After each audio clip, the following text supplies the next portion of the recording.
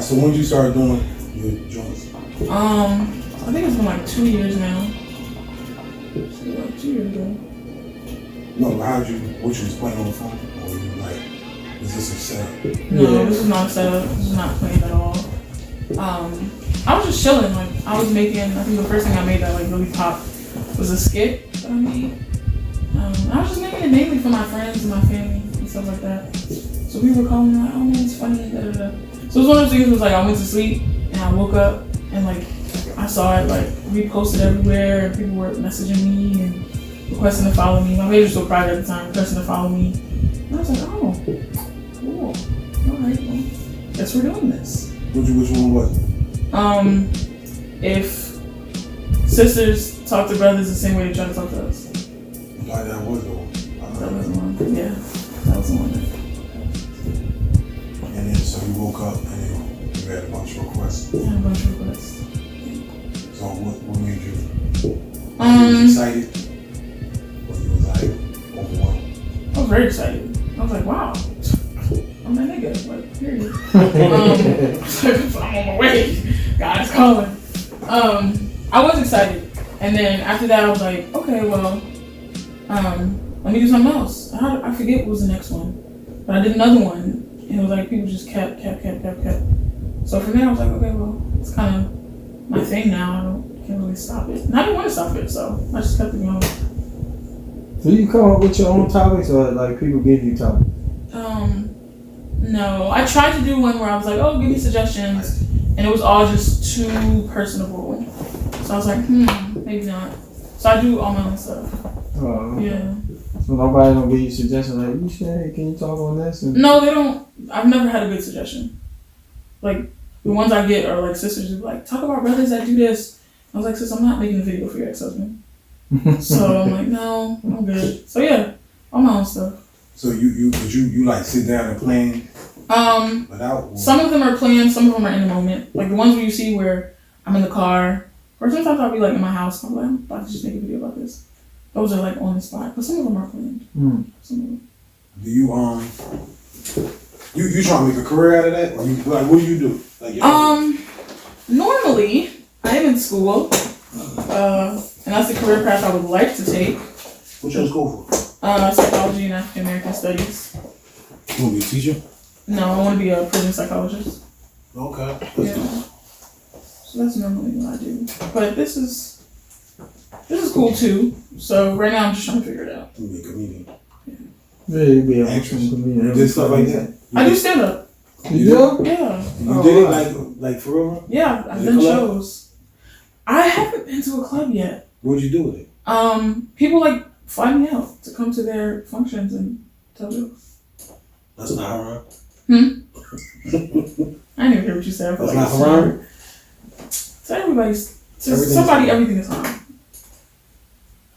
So people take jabs at you about that? Be like, yo, that's haram. And... Of course. Of course. This wouldn't be the Muslim community if they did it.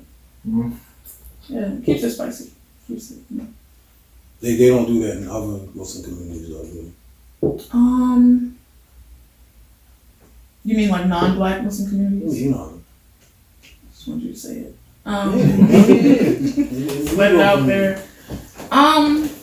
Yeah, they do. I'm not even gonna lie, they do. Yeah, foreigners be like that? Yeah, but it's mostly a black thing. It is. It's a black thing. Yeah. So would you do a club? Well, that's too haram.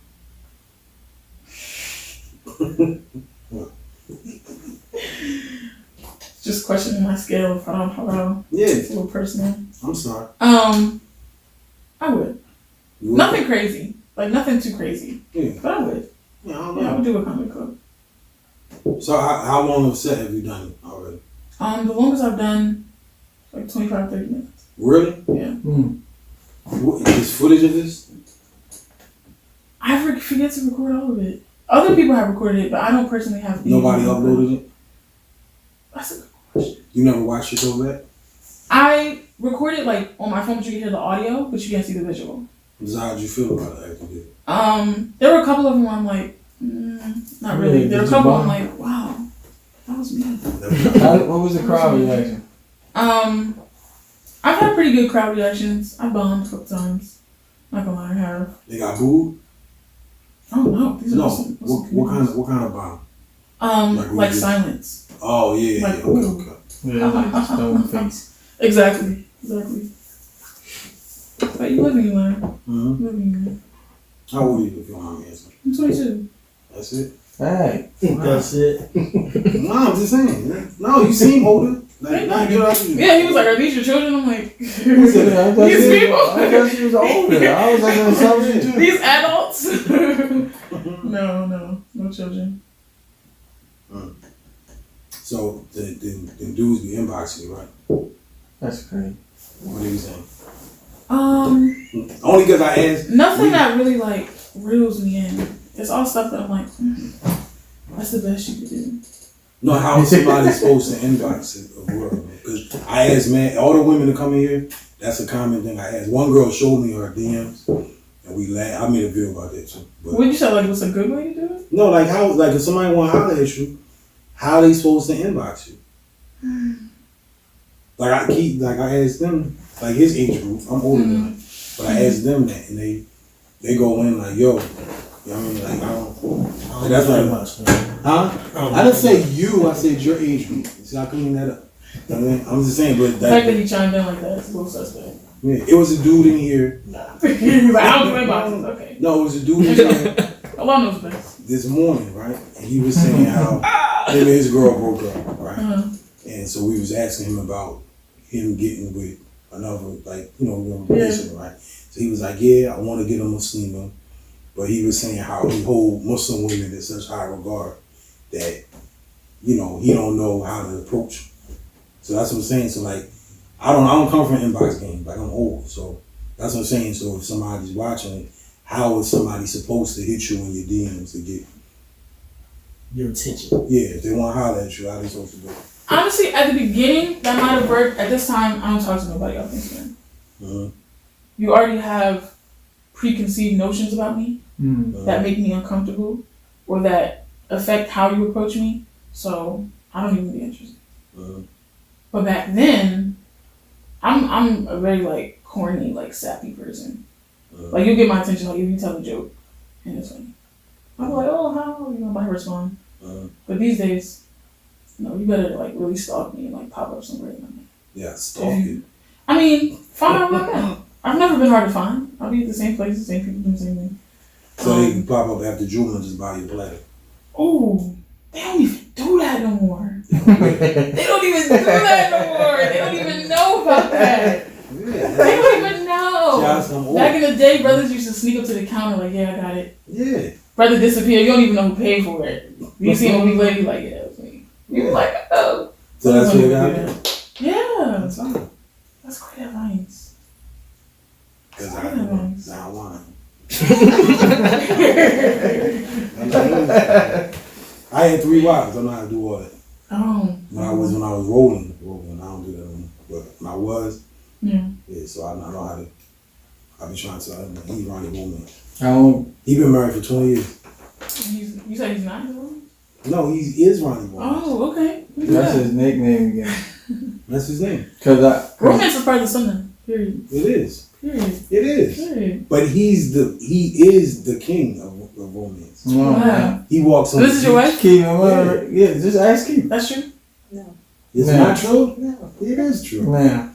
On Facebook, he is. Okay.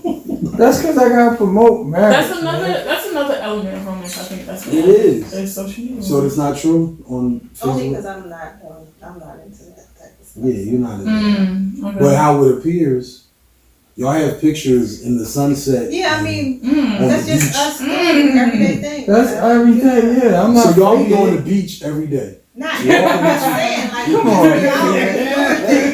Huh? just out doing normal everything. Yo, But no, y'all be on the beach a lot. I In the promote summertime marriage. here, we live right there. That's so what we it is. go up there. Yo, ain't nobody on Facebook promoting marriage. Nobody. She do. You, don't you promote marriage? I saw you. No, look. Me? That's what I'm talking about. Yeah, I saw you on Old Boy Live the other day. Who? On Haji Hassan joint. Oh. Right? You commented. So the girl, what'd you think about what that girl was saying? I asked him to come and he was supposed to come a few times, but he don't get back to me. But I can't wait till he come. What girl are you talking about? So he had a young lady, or oldest, not old, but she's like my age, right? But, the light skin sister? Yeah, and she was.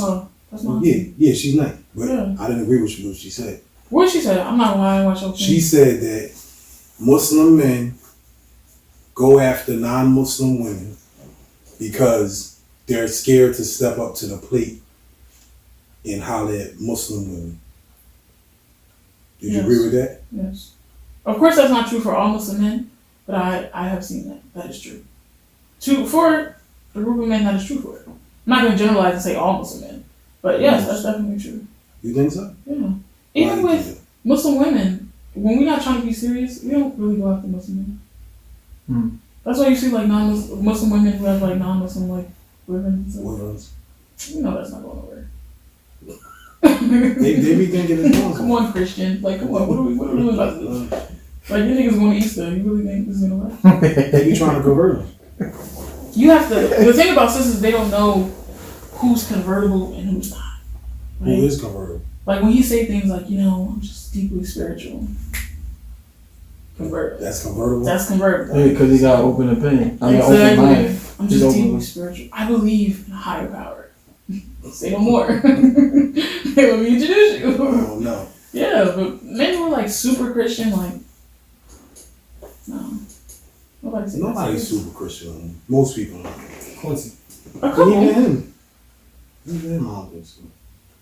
I don't know. I didn't agree with that because, in my opinion, I'm a Muslim man. Right? Mm-hmm. I've been with non-Muslim women and Muslim women. Right? Mm-hmm. So I don't think that.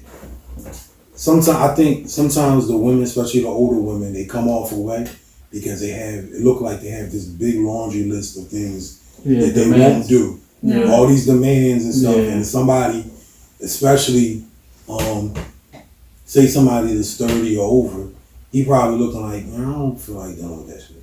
Like, you know what I mean? Yeah, you just be like, I'll pass. Yeah, like I'm not doing it. And then when you sitting there, or you know what she was talking about too? She was saying what she said about men having like these weird expectations, and they want these Instagram looking women. Yeah. And she was talking about how you can tell from under the overgarment or something, and everybody was commenting on it, and I just was laughing. I didn't comment because I didn't want to get ripped on it. But, I'm glad you know better. Yeah, I know better. But to me, I'm just thinking like men want ease.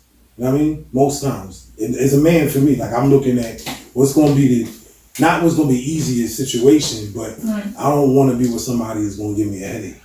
You know what I mean? Or so if you have all this, baggage or bitterness or something, then you could look beautiful, but I might I just might pass on that because, you know what I mean? If you're going to make it hard, this ain't like with the dowry conversation when oh my God. You with that? The $10,000, $30,000 dowry? That's just my personal opinion. I don't personally plan on or see a benefit in asking for money. Because I feel like whether I get $10,000 now, I'm gonna run you for that bread anyway. Not like that, but like I'm your wife. Like I'm gonna get that money anyway. But I think with the dowry conversation, it's either pay it or don't marry her. Like that's it. Pay it or don't marry her. No, I agree. Yeah. What's happening is nobody's marrying them because they keep saying that crap. And then you see the same girls on Facebook, on Twitter, and they complaining about why they can't get married and nobody want to step up. And then the reality is like, no, I would step up, but I don't want to hear all that. I'm not giving you $30,000. I don't got it. I don't got $10,000. And it's not that non-Muslims are easier. They're not asking me for $10,000. You know what I'm saying? Like I don't got this. You know what I mean? It's kind of going back to the point of sometimes. Well, non-Muslims are the easier road. Yeah, because you're not held. A non-Muslim woman is not going to hold you to the same standard that a Muslim woman is. Like we know, Allah said, this is not what we said. God told you this. These are a list of things that need to be facilitated. And you know, with a non-Muslim, she ain't asking me for that. I don't got to facilitate that. Yeah, I can. Which goes back to all that. Which goes back to her point. I think somewhere people got to meet in the middle. I Because- think what happened with that was that a lot of women that get disappointed with how their marriage turned out, so they try to secure themselves in the next marriage by making the demand higher. But the thing is like when you get married, you're supposed to have the intent that this is who you want to be with for the rest of your life. Mm-hmm. But if you go in with a deal like that, your intent shift. You get it? So now it's more like a deal. If your intention is that already, then you already failed. Because you like, I want this. The woman, by Quran, she can ask for whatever she wants. That's her right. She could do that. But if that's solely her intention, right, then it then it's shifts a the problem. whole, Yeah, I've heard people go into it like, yeah, I'm asking for this much just in case it don't work out. Like for you to even you feel like, comfortable verbalizing that, going into a marriage, it already shows me where you at. Now I'm not the type of person like the way our community handles divorce is like some big atrocity. During the proper time, you could come to him and be like, "Listen, I don't like him right here." People are it's done. Yeah, it's been. So yeah, I like that, but like people are taking that too far in the sense of I'm not even about to try to work it out. Like we about to just date. Like this is my Sunday boyfriend. I'm a proponent for that. First Sunday boyfriend shit? You're what? Allow a girlfriend. I am. I'm gonna show you my point. Please. Who's laughing? Please. I think I got a son that's 19, right? So my son, God bless his heart, right? He's trying to do things the right way. He could easily, he's a handsome young boy. He could go murder every joint out there if he wanted to. He don't. So he's trying to do things the right way.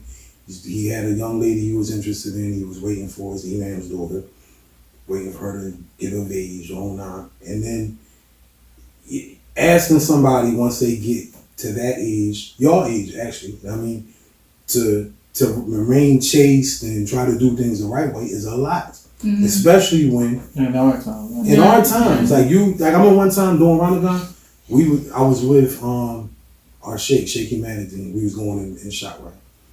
And it was like, this is one of them hot Ramadan, like August joints, right? And we was walking to the store, and this girl walked by, looked like a horse, bro. Like she was, had nothing on, right? And I'm just like, right? So I put my head down and shaking Humanity and said, yeah, Allah, CJ, this is a real fitna for you guys. You know, may Allah reward you for being patient during this Ramadan and stuff you have to put up with back home in Yemen. You never see a thing like this. And I was just like, damn. And he was saying, he was going on about the merits of people who are patient through that stuff. And so anytime I look at my son, I think about that. Because it's like, for him, that's a hardcore choice he made to not do stuff. When he easily could. So take him when he step into a young lady, not the young lady he's interested in, but let's say he trying to holler at a girl, and the girl is coming at him with all this laundry list of things. He about to be 20 years old. He can't do none of that. You know what I mean? So that's why I say like, yo, like why don't you just make it easier for the kids or the young people to not necessarily date, but for them to get married.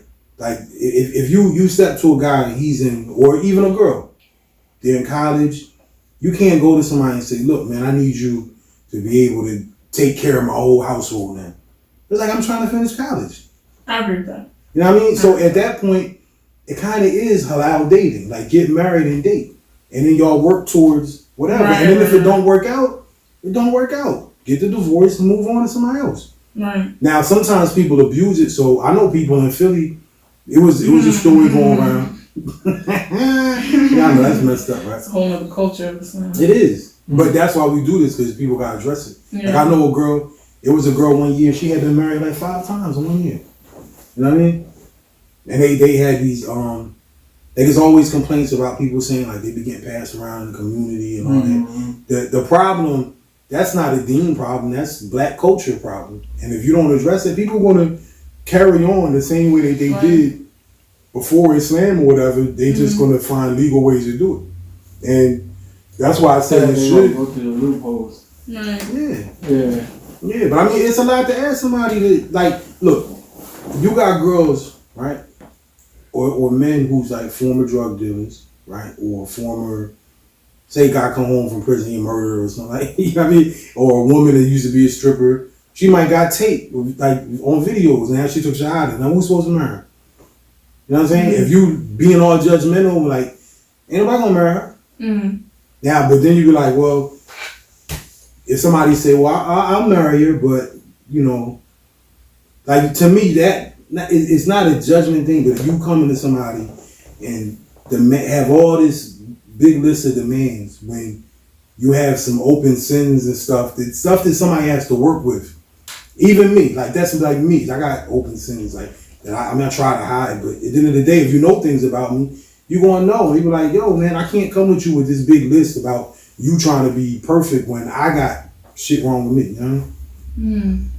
But yeah, because that wouldn't be fair because you imposing that on the next well, person somebody instead of else, just and I'm not restarting. imposing it on myself. Yeah, you got your I think because we went through a couple things.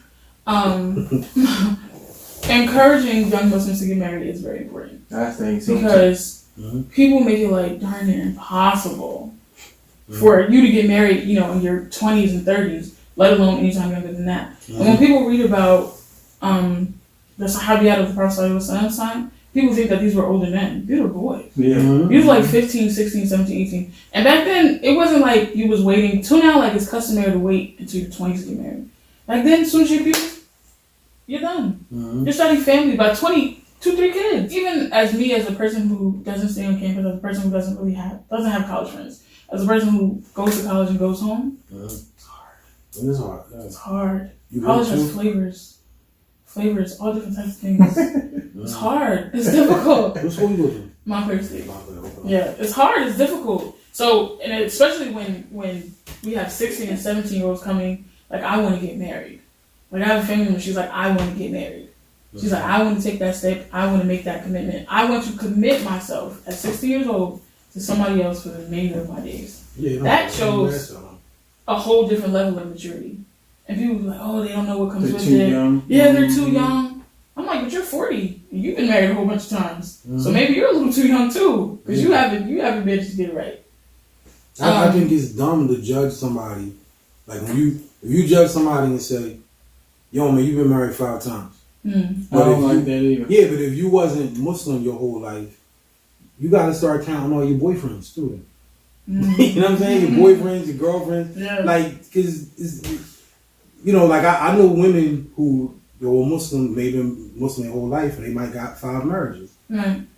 But that's nothing compared to somebody who had how many boyfriends growing up, and then you converted to Islam, and now I'm only been married 1 time. What about your boyfriends though? You know what I mean? They count. Those are relationships. You know? You practically married to them. I tell them one time it's an illegal marriage because the actual word nikah means like intercourse. It's a contract for intercourse. So it's you know, like if you just had intercourse without a contract, so it's illegal. It's illegal. Even marriage. with the list of demands, I think on both what I've seen from both brothers as well as sisters, it's kind of off. Like it's kind of off. And I'm always big on explicitly questioning your intentions. Like if this is your demand, why do you want that?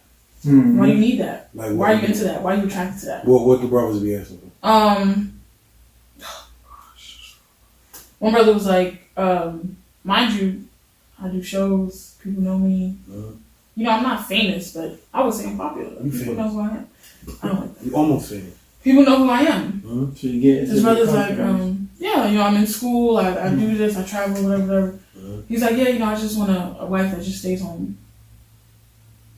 Like, Why? And he's like, oh, you know, I just want to, you know, I just don't want my wife out here. Also, it's an ego thing. Yeah, this one domination. Yeah, it's an ego thing. Yeah. And I always say I hate men that make me feel like I'm something to be conquered. And you can tell because one brother like said to me straight up, he's like, yeah, you know, if you was my wife, I would shut your whole page down. Nigga, you're weird. Cause you've been on my page. Like you've been creeping on my page. Like he met you like that, or you knew you before? You messaging me on here. Like, come on. Yeah. Why are you acting weird? Yeah, exactly. Yeah. So then, like I said, when it gets to questions of demands, it's a thing of like, why do you want that? Even with sisters who ask for $10,000, $30,000 now, for men, y'all may not ask that. But as women, I'll be like, why do you want that? Like, what are you about to do with $30,000? They gonna ball out. You gonna go shopping, you gonna go here, you gonna go there, post a picture with your husband. They're gonna feel like they put a value on it to make it. They act like that's what their worth is. That's what I don't like about it. Yeah. Right. Like I'm worth $30,000. That joint only worth so short. that Crayon and that Hadith collection. Or even brothers will say, she ain't worth $30,000. Yeah, I don't. In Yeah, both she ways, ain't I don't worth like $30,000. What that. does that mean? Yeah. Where it's literally supposed to, it literally is a gift to your wife that has to be given to your wife. Mm-hmm. I got a friend of mine. She got married. She asked for $1, and she took the dollar and she put it in the cigar box. And she's still with her husband. That's because she. I see things like that, and I'm like, oh, I man, don't think she was trying to get married for that. She wasn't, purpose. yeah. She just wanted to be married. And she was the second wife. Yeah. And she still with him. Her first wife ended up passing. Oh, man. Mm-hmm. But I mean, and she told me one time, she was saying how humbling that situation was for her because her husband married her while the first wife was sick. She was dying of cancer or something. And she ended up having to help take care of her. You know what I mean? And she said it was humbling for both of them because. He married his second wife when his first wife was sick? Mm-hmm. Yeah. Yeah. And I mean, and now, to this day, they go to the grave and they recite Quran for her. And like she told me. Children? Yeah, had children. She's taking care of the children now. Oh. The children is good kids too. They live up your way. Yeah. What's your view on that? Polygyny, they say, instead of polygamy. I'm with it. Hmm? Whatever floats your boat. I think as long as it's done the right way, as long as all parties are in agreement, do it. If you can afford it, do it. And when I say afford it, I'm not just talking about financially. Mentally, emotionally, physically, spiritually. If you can afford it as a man, do it. I personally, having never been married, no. You wouldn't do that? Not right now. I wouldn't. Now, Allah knows best. If I grow to a place where, I'm not gonna lie, I don't need as much attention as I do now, then yeah, sure, why not? It would be bad for you now. Right now? Probably, yeah. Absolutely. Because you need a lot of attention. And mentally and emotionally, I wouldn't be able to handle it. But no, I don't even just mean your emotions, right? Mm. Let's say you marry somebody like that, and then because you're a public Yeah, figure, she as probably soon right. as this That stuff was go right. bad, everybody gonna know. Yeah. Yeah, I've seen. I remember. It was a sister. I won't say her name, but the sister was like a teacher, and like she's known for like her little motivational posts and stuff, and she wrote books and all that. And her husband got tired of that ass. He got rid of it. Are you serious? Yeah, he got tired of it. And then, I mean, she did everything but having a big emotional breakdown. But I knew it was hard for her. Because you telling people how they should manage their expectations, how to feel love. And then when she went through it, you know, she was going through it. You know what I mean? Because that's a hard pill to swallow, man. Like when somebody don't want you no more. And you know, so she had to fall back for social media for a little bit because that's her image. But when you really going through it, if the guy, I don't really know what his issue was in the marriage or whatever, but some of it became a little bit public. I seen it happen with another E-man, and if I tell you the story, you'll probably know what I'm talking about. But like they made a big stink about him trying to holler at some sister. Somebody had exposed his DMs and all that. He was trying to holler at this sister. Well, him and his wife was breaking up. Well, they had broke up. And then he was shooting this shot at a few different sisters in the community. And they was acting like he did something wrong. Like they exposed his DMs and all that. And all he wasn't like caught nowhere. He wasn't fornicating. He was just, I shot that way. I shot that way. It wasn't nothing bad. It was this, it was like, oh, you like a serial daters and you trying to holler at her and me, like, whatever lands. You know what I'm saying? they like ripped him about it. Questionable. You think that's questionable? I'm not on that. I say this. I'm not going to say it's questionable because I personally wouldn't put all my eggs in one basket. Yeah, who does? When you just meeting somebody, right? But you should. Men are just like, y'all just so messy. Women, I feel like, are more calculated. Yeah. Like if I'm going to shoot multiple shots, I'm taking every precaution. Yeah. So that you don't find out about him, that finds out about him, find out about him. Whereas you just DM everybody, don't care about screenshots, screen recording. Yeah, no, I agree with you that that's messy. Yeah. Right? It's definitely messy. I'm just saying that when you go present a case to say somebody did something wrong, what was done wrong other than it's a mess? But what is always interesting with those is like the sister will be like, oh, he tried to shoot his shot. I'm like, you got open baskets, sis. Yeah. You act like he wasn't talking back. Yeah. Like you act like he wasn't interested. You was all with it. Exactly. But now he made you mad. Now you expose him. Yeah. So that's always questionable. I just don't understand how people, you can't put marriage expectations on when you're just, I don't want to say dating, but we just talking. We talking, we getting to know each other. Well, that's my thing, and which I definitely suggest to people is we don't play house. Yeah. We don't play house. Mm-hmm. Like, you're not gonna. I've had brothers like try and tell me what to do. I'm like, what, nigga? Yeah. Like, don't you know this is not a thing? Like, you barely know me. So they already demanding you stuff and y'all ain't even married. The entitlement is interesting. It's kind of disgusting because it's just like literally, who are you? And they'll already have demands. No, you're right. But yeah, I think it's all about. So it's both ways. Yeah, but I think this is a religion of intention, and I always say explicitly ask somebody what are your intentions. So if a brother DMs me, if a brother messages me, I'm like, okay, what you want? And you'll be surprised at how many people will be honest. They'll be like, oh, I'm not really gonna get married. I just want dinner. I just want this. I just want to go out. No, that's game. Yeah, that's game. That's game. You gotta know that. 22. No. That's game. Yeah, That's game. proper game. Uh-huh. No, I'm gonna show So you. you hoping one day lead to the next. Yeah, you gotta present it like you're harmless. You know what I mean? Listen, I know a lot of brothers come at you. I'm just looking for dinner. Just some Starbucks, in a conversation. And then And I hope I taught them a lesson because that's really all you're gonna get. Yeah, well, here's the thing. Appreciate it. Oh, okay. The master player would know that they're cool with you walking off thinking that that's all I'm getting. Because you're going to come back again with something really subtle. You're going to keep hitting you with subtleties. One day, you're going to break you down. You're going to break you down. You're like, you know what? I never paid attention to this guy. This is a good guy. The whole time, all these other guys, they've been coming at me. And people never even came. Some people play the waiting game. They go through the back door instead of the front. Yeah, because they know the strategy. Yeah. Y'all are sick. No, y'all are sick too. Sick. Ugh. I'm disgusted. Y'all are sick. Keep it men messy. Yeah, y'all gonna see. She say that all the time. Yeah, Men are messy. They are. Y'all just aren't as calculated as y'all. Why are we messy, people?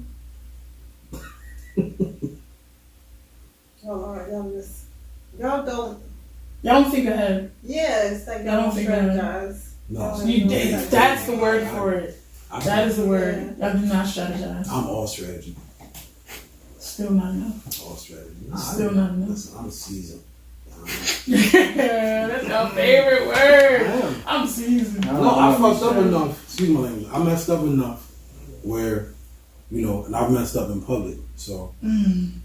Oh, so it made you better, huh? Yeah. How about you? I'm a brand new man.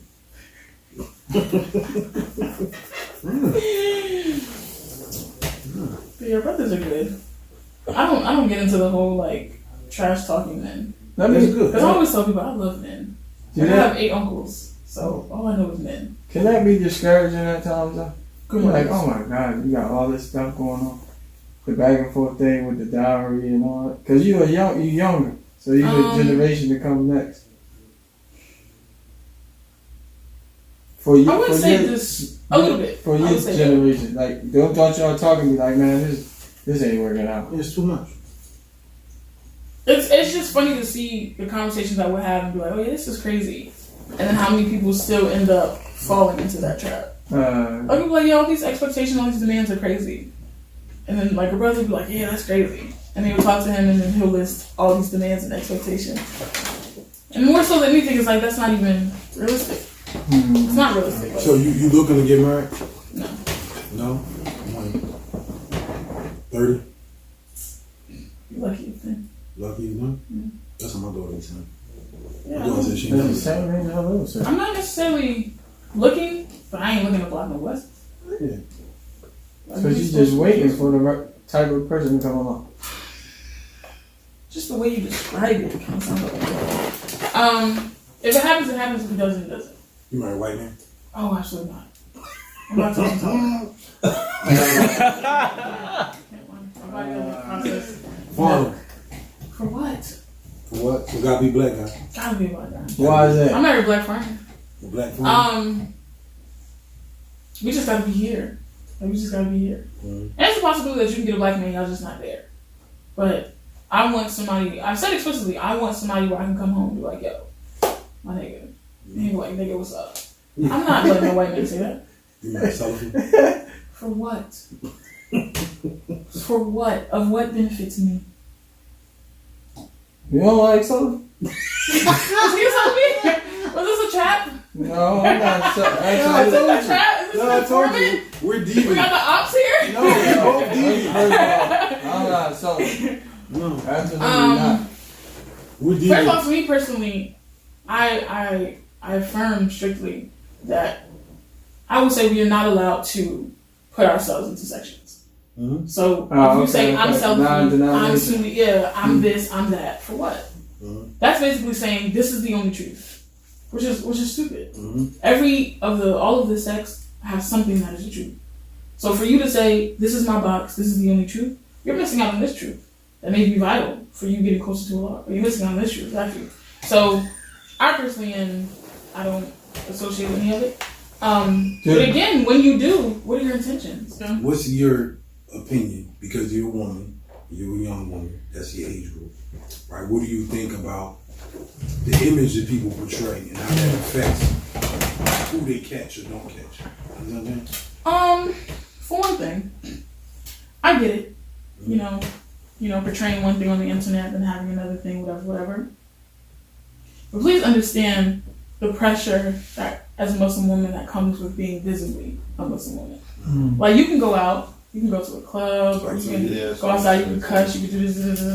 Mm-hmm. Nothing bad falls on the religion. Mm-hmm. Whereas we are carrying extra weight that you won't have to carry unless you have like a thobe or or even that, they're more likely to think you're a priest than anything else. Yeah.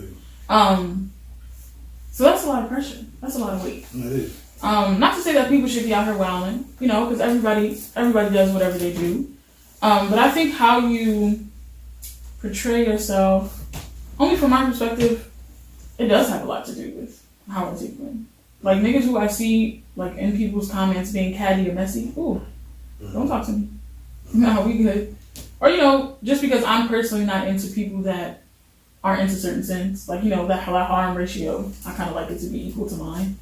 So if you're doing a little bit extra, I'm like, all right, So what's too much? Drinking, smoking, club, like smoking weed, like crack, crack.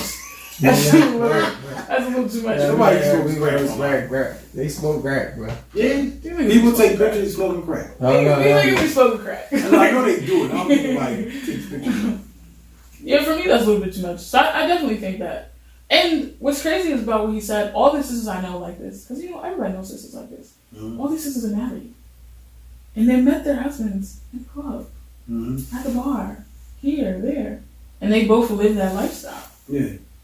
I know how. And not to say that it's good, but it's fluid. It works for them. No, I mean, at least they married. Like, to me, I just get frustrated on both sides, it be men or women, and they're complaining on Facebook about whatever. They're not being available people, but then the way that they portray themselves is not conducive to somebody wanting to say, hey man, I want to have that. No, but more than anything, I'm happy that they're portraying the truth.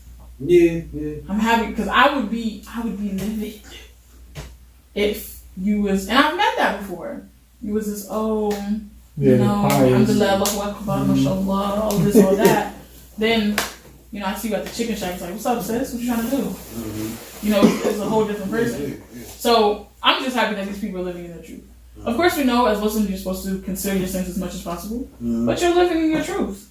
So I think that's between you and Allah, but I'm happy to see the real you. Yeah, you being straight up. People gotta mature. You gotta give people time to grow.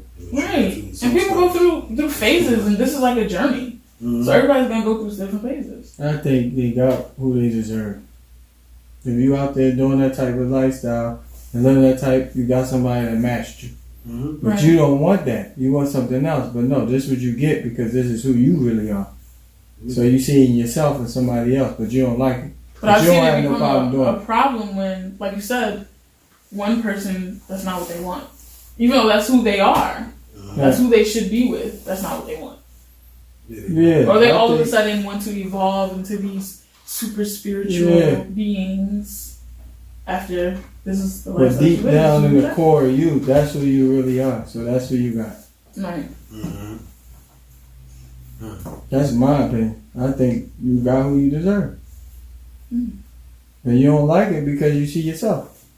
Mm-hmm. Like, that's what I be doing. You know, because it's different when you see it and then you actually the person that's doing it. So when you see somebody do something that's an ugly act, you visually you like, I don't like that. But you like, yo, you do the same thing. Mm. You're like, so how is it ugly? So you go. Right. So you got somebody who's you deserve. You watch battle rap? Yeah. You do everything, or just like the music stuff? No, not everything. I'm not that deep into it. What do you like? Honestly, I've been watching women that rap. Queen of the Ring. Oh. So do you like Tavasha? Misunderstood?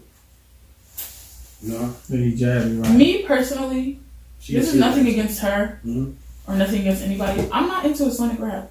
Don't mean neither. No, she Like I'm not. Yeah, it she just doesn't. It doesn't. So you don't like Dean I do Squad? like. I like Dean Squad. Yo, Dean Squad like Dean hates Squad? me. Dean Squad hates me. Why? Because I put out a tweet and was like, if Dean Squad remixes Tatiana, I'm calling the authorities. So that like low key went viral, and so I guess somebody sent it to them, and he posted it on his story. Because they put me in one of like their music videos. Never consented to that. They chose a horrible photograph. Whatever. Really? What video was it? He their biggest fan. No, I'm not. I just like that. Are you just really? think it, no, I'm not that big a fan, but I like that they. He got all the albums. They got all them. I know the album. He got the iTunes. I ain't buy the album. It's on Apple No, Music. you streaming it. I download it.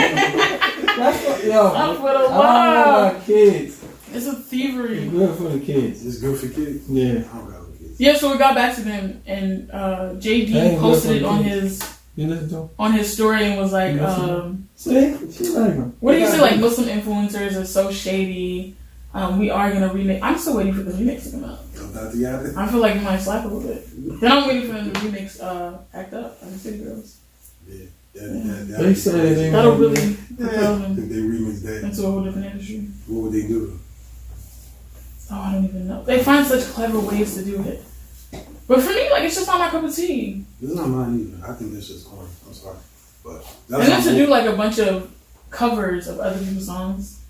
I mean, like the original songs is like, I don't think it's bad. I think it's good for whoever the audience is. yeah, maybe I'll heard you. It's just not my thing. No, I don't. Yeah, that's not my thing either. Even like with this, when we started doing this, because we're Muslim, there was a lot of Muslim people we talked to, but it's not just for Muslims. So Right. they was doing like, oh yeah, y'all doing the Muslim. It's like nah. Like we sometimes I get chewed out because we be talking to people and they be doing stuff that's solely non-Islamic. Yeah. Nah, I don't care. It's a barbershop. We cut everybody here. So Right. whenever it's a good conversation, we turn the camera on Mm. that we have. You know what I mean? But Mm. it's not just for that. And my thing is, you can't really, Yeah, because that might be permissible for them and not. yeah. What, But how what do you? does that mean?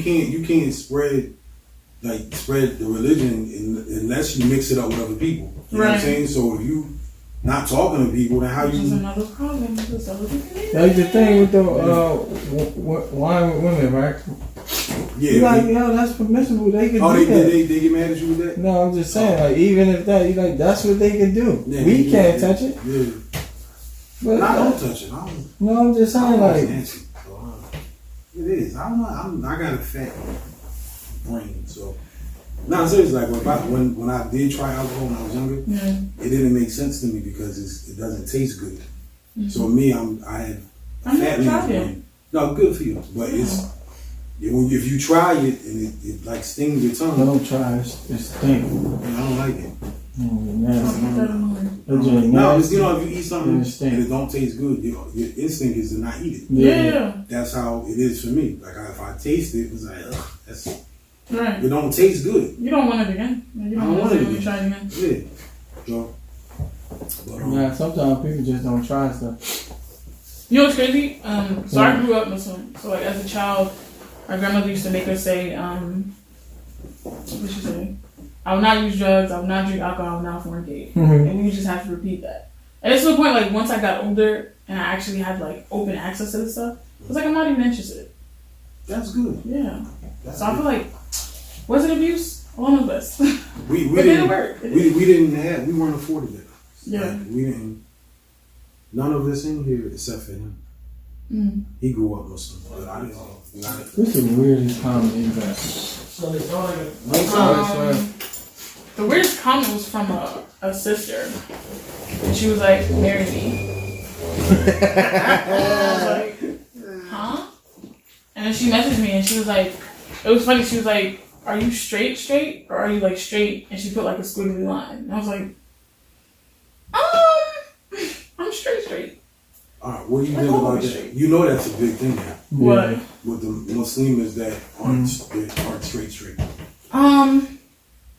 There's a lot of that. Yeah. I mean, that's just who you want. They're like, I can't get a husband. I'm not Hey. gonna. That's not my thing. No, I know it's not your thing. I'm What's just your saying. opinion about it? Like my thing is, what masters are addressing it? What imams? Because nobody I know of touches none of that stuff. Well, none of the stuff we're talking about. I don't know many people in the Islamic community that are actually addressing those. Nobody issues. wants to talk about it. Yeah. Nobody wants to talk about it. Why? Everybody just wants to, because then you would actually have to address that these are people that are part of your community. Mm-hmm. And everybody wants to live in this bubble of, I am the truth, this is what I believe, and this is the only truth. And this is the fact of the matter. When it's really not. Mm-hmm. So everybody just wants to circle around all the issues and, oh no, we don't have this other people. Oh no, we don't have this other people. I agree with her. I think that they redirect on things that sometimes it's like insignificant, but you neglecting the major problems that's going on in the community. Right. Now, you don't see majority of your congregation is drug dealers. Right. You ain't saying nothing about that. Because they keep you in sucker box for. Would you worry about So my we're ankles? not going to say anything. My pants being below my ankles. Really, bro? Mm-hmm. Come on, Ryan. No, but that's a big thing, that gay thing, man. Because my thing is, you can't tell it's okay. It's not okay. But when you don't address it at all, then you get like these people that's popping up with these messages where they like LGBT friendly and all that. Like they making it like, yo, it's okay. We accept you. It's acceptable. You know what I mean? No, you But can't. we can't excommunicate No, homosexual Muslims. I don't think you Which should. is kind of like the middle ground that needs to be found. Because people are, first of all, I don't know anybody that's like coming to the front of the match like, yes, I'm gay, like, Yeah, you know? they're not going to say that. Exactly. But doing things like telling gay people that they're going to hell, you can't do that. You can't do that. So it's like you need to find some middle ground. But a lot of these individuals they just hate everything. They just hate everything. They hate gay people, they hate women, they hate black people, they just hate everything. It's hard. So exactly. So it's hard to even address one simple thing without it being a big issue. Or without their true colors showing. True colors that show that they are not worthy of being of leadership of any community. Mm. So really to address anything is a big catastrophic event. So just let it go? Not just let it go, but I think it's definitely something where we need to bring leaders together. So And be like, okay, let's talk about this. what's going to happen in your generation? That's exactly what I was wondering. Yeah. Like, so, like, cause I'm not that much older than you, but I'm older than you. But by the time we're older and we ain't in charge no more, because we're not in charge now, but when we're not in charge later, what's your generation going to do? That's always the thing. Like at our imam always says, like, who's going to actually uphold Atlas Sunnah wal Jama'ah? Like, if we don't actually teach them, like, what's going on in your community? Like, Yeah, who's going to... I think with my generation, the same type of leaders will come about.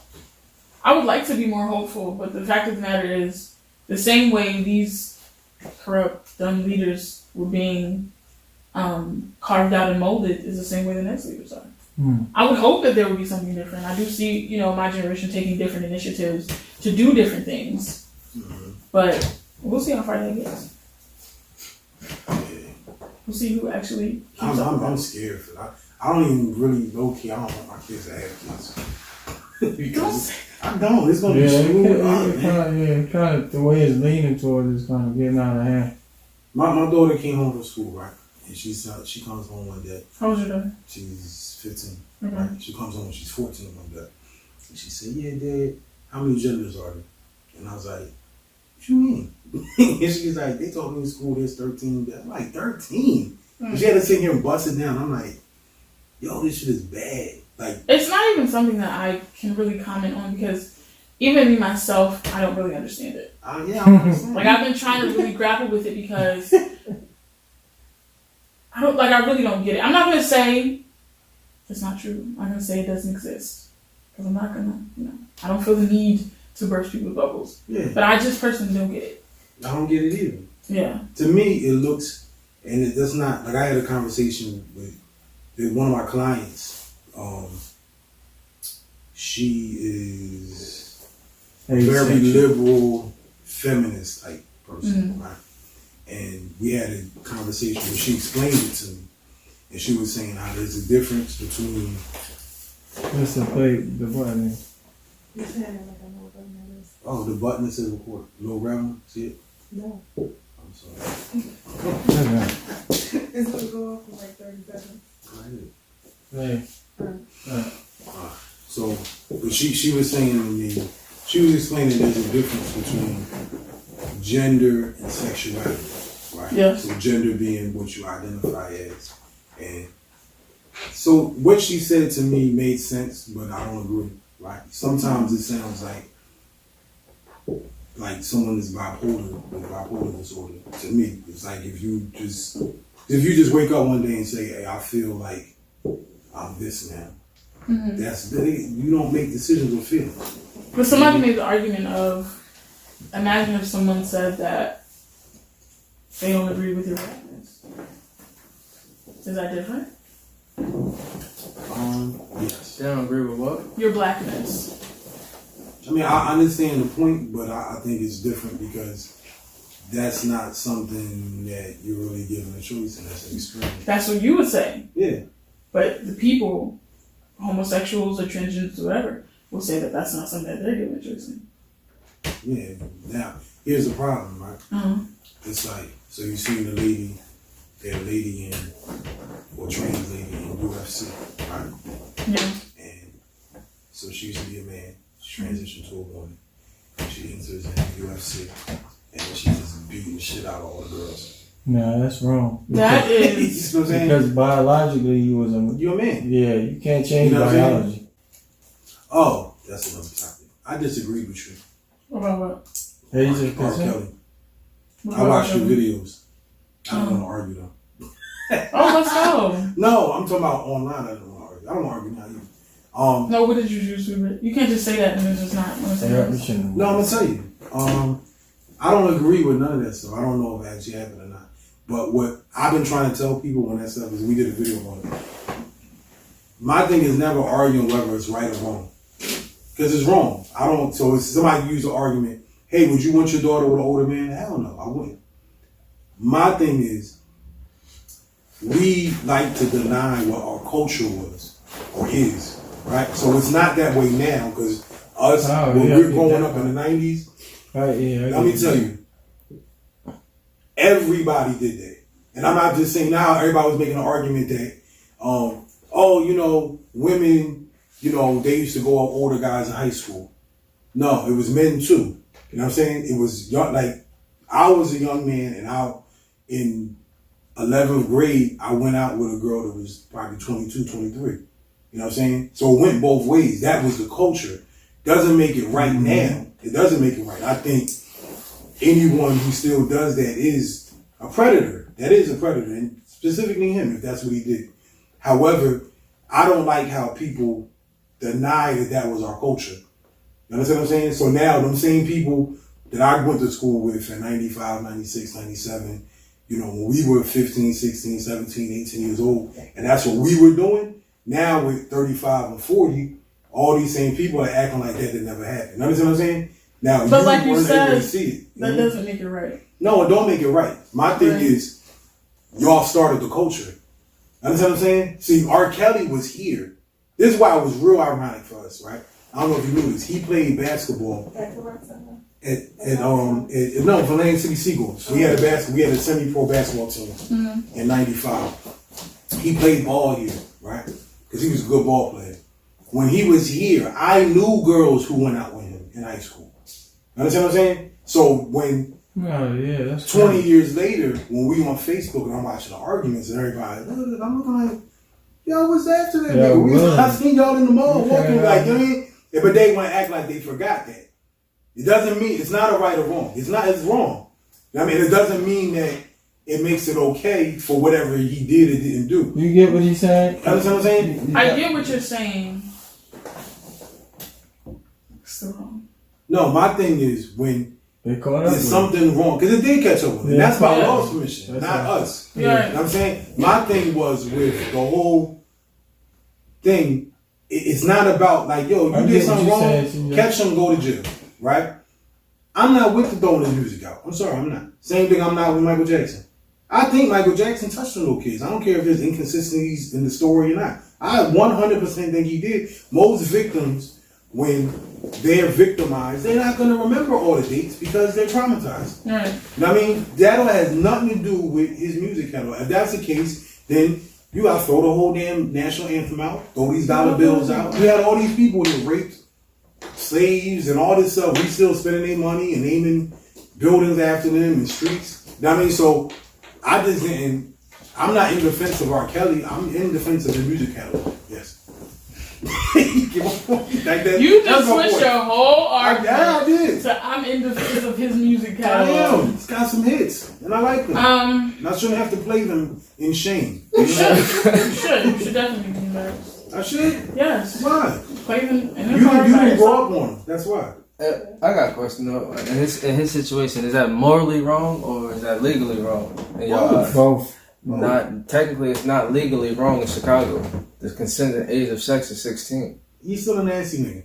Is it In Oh my my eyes, God, absolutely. That term. That is my hold up, term. hold up. Nasty I'll say that nigga. Because Nasty here nigga. it's the age of consent is 16 It's here, like but 16 though, but you can't be 16 with a 32-year-old. Yeah, it's 16, and at the most they could be 4 years older. than you. older. is it like So you could be 16. they could be I don't 16. know, but the argument was in the news of why he wasn't indicted at first because of the fact that the consensual age was 16. here's All the the girls thing. were 16 or older. Here's the thing with CJ saying, right?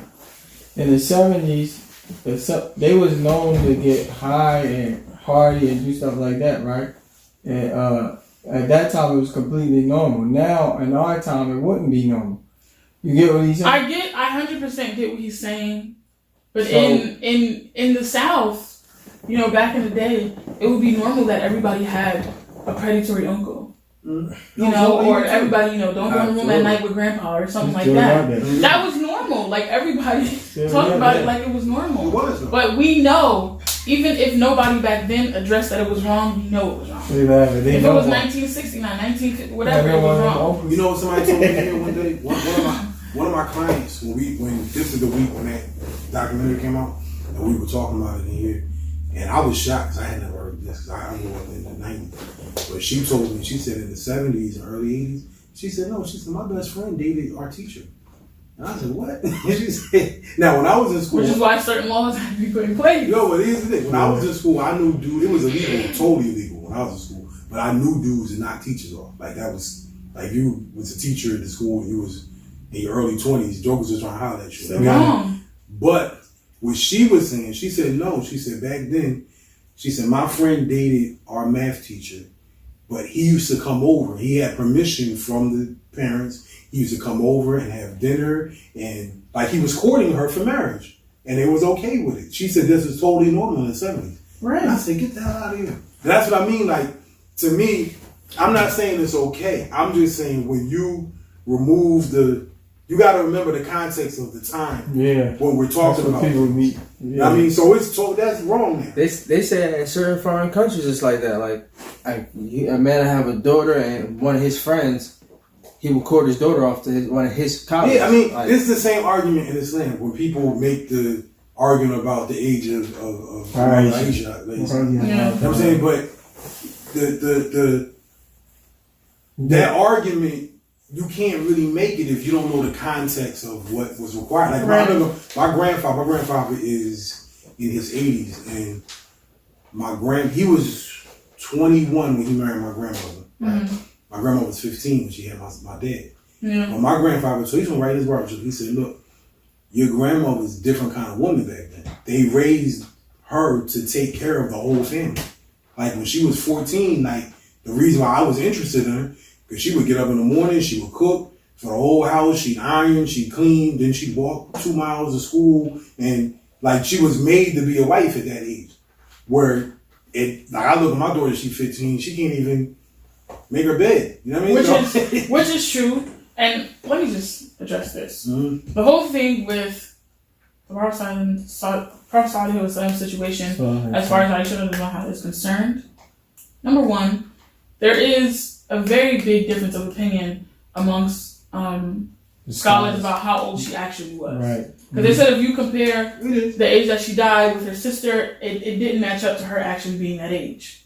But number one, opinion is during that time, especially in the desert, they develop fast. Mm-hmm. They develop fast, almost how we do now. Mm-hmm. And for black girls especially, you develop very quickly. Archaeologists would confirm what she said. She said you can't. They'll tell you that you can't measure our time and their time because by them examining bones and structure and stuff, they tell you like the way the human being body build and stuff is kind of like different at that time frame. Definitely was.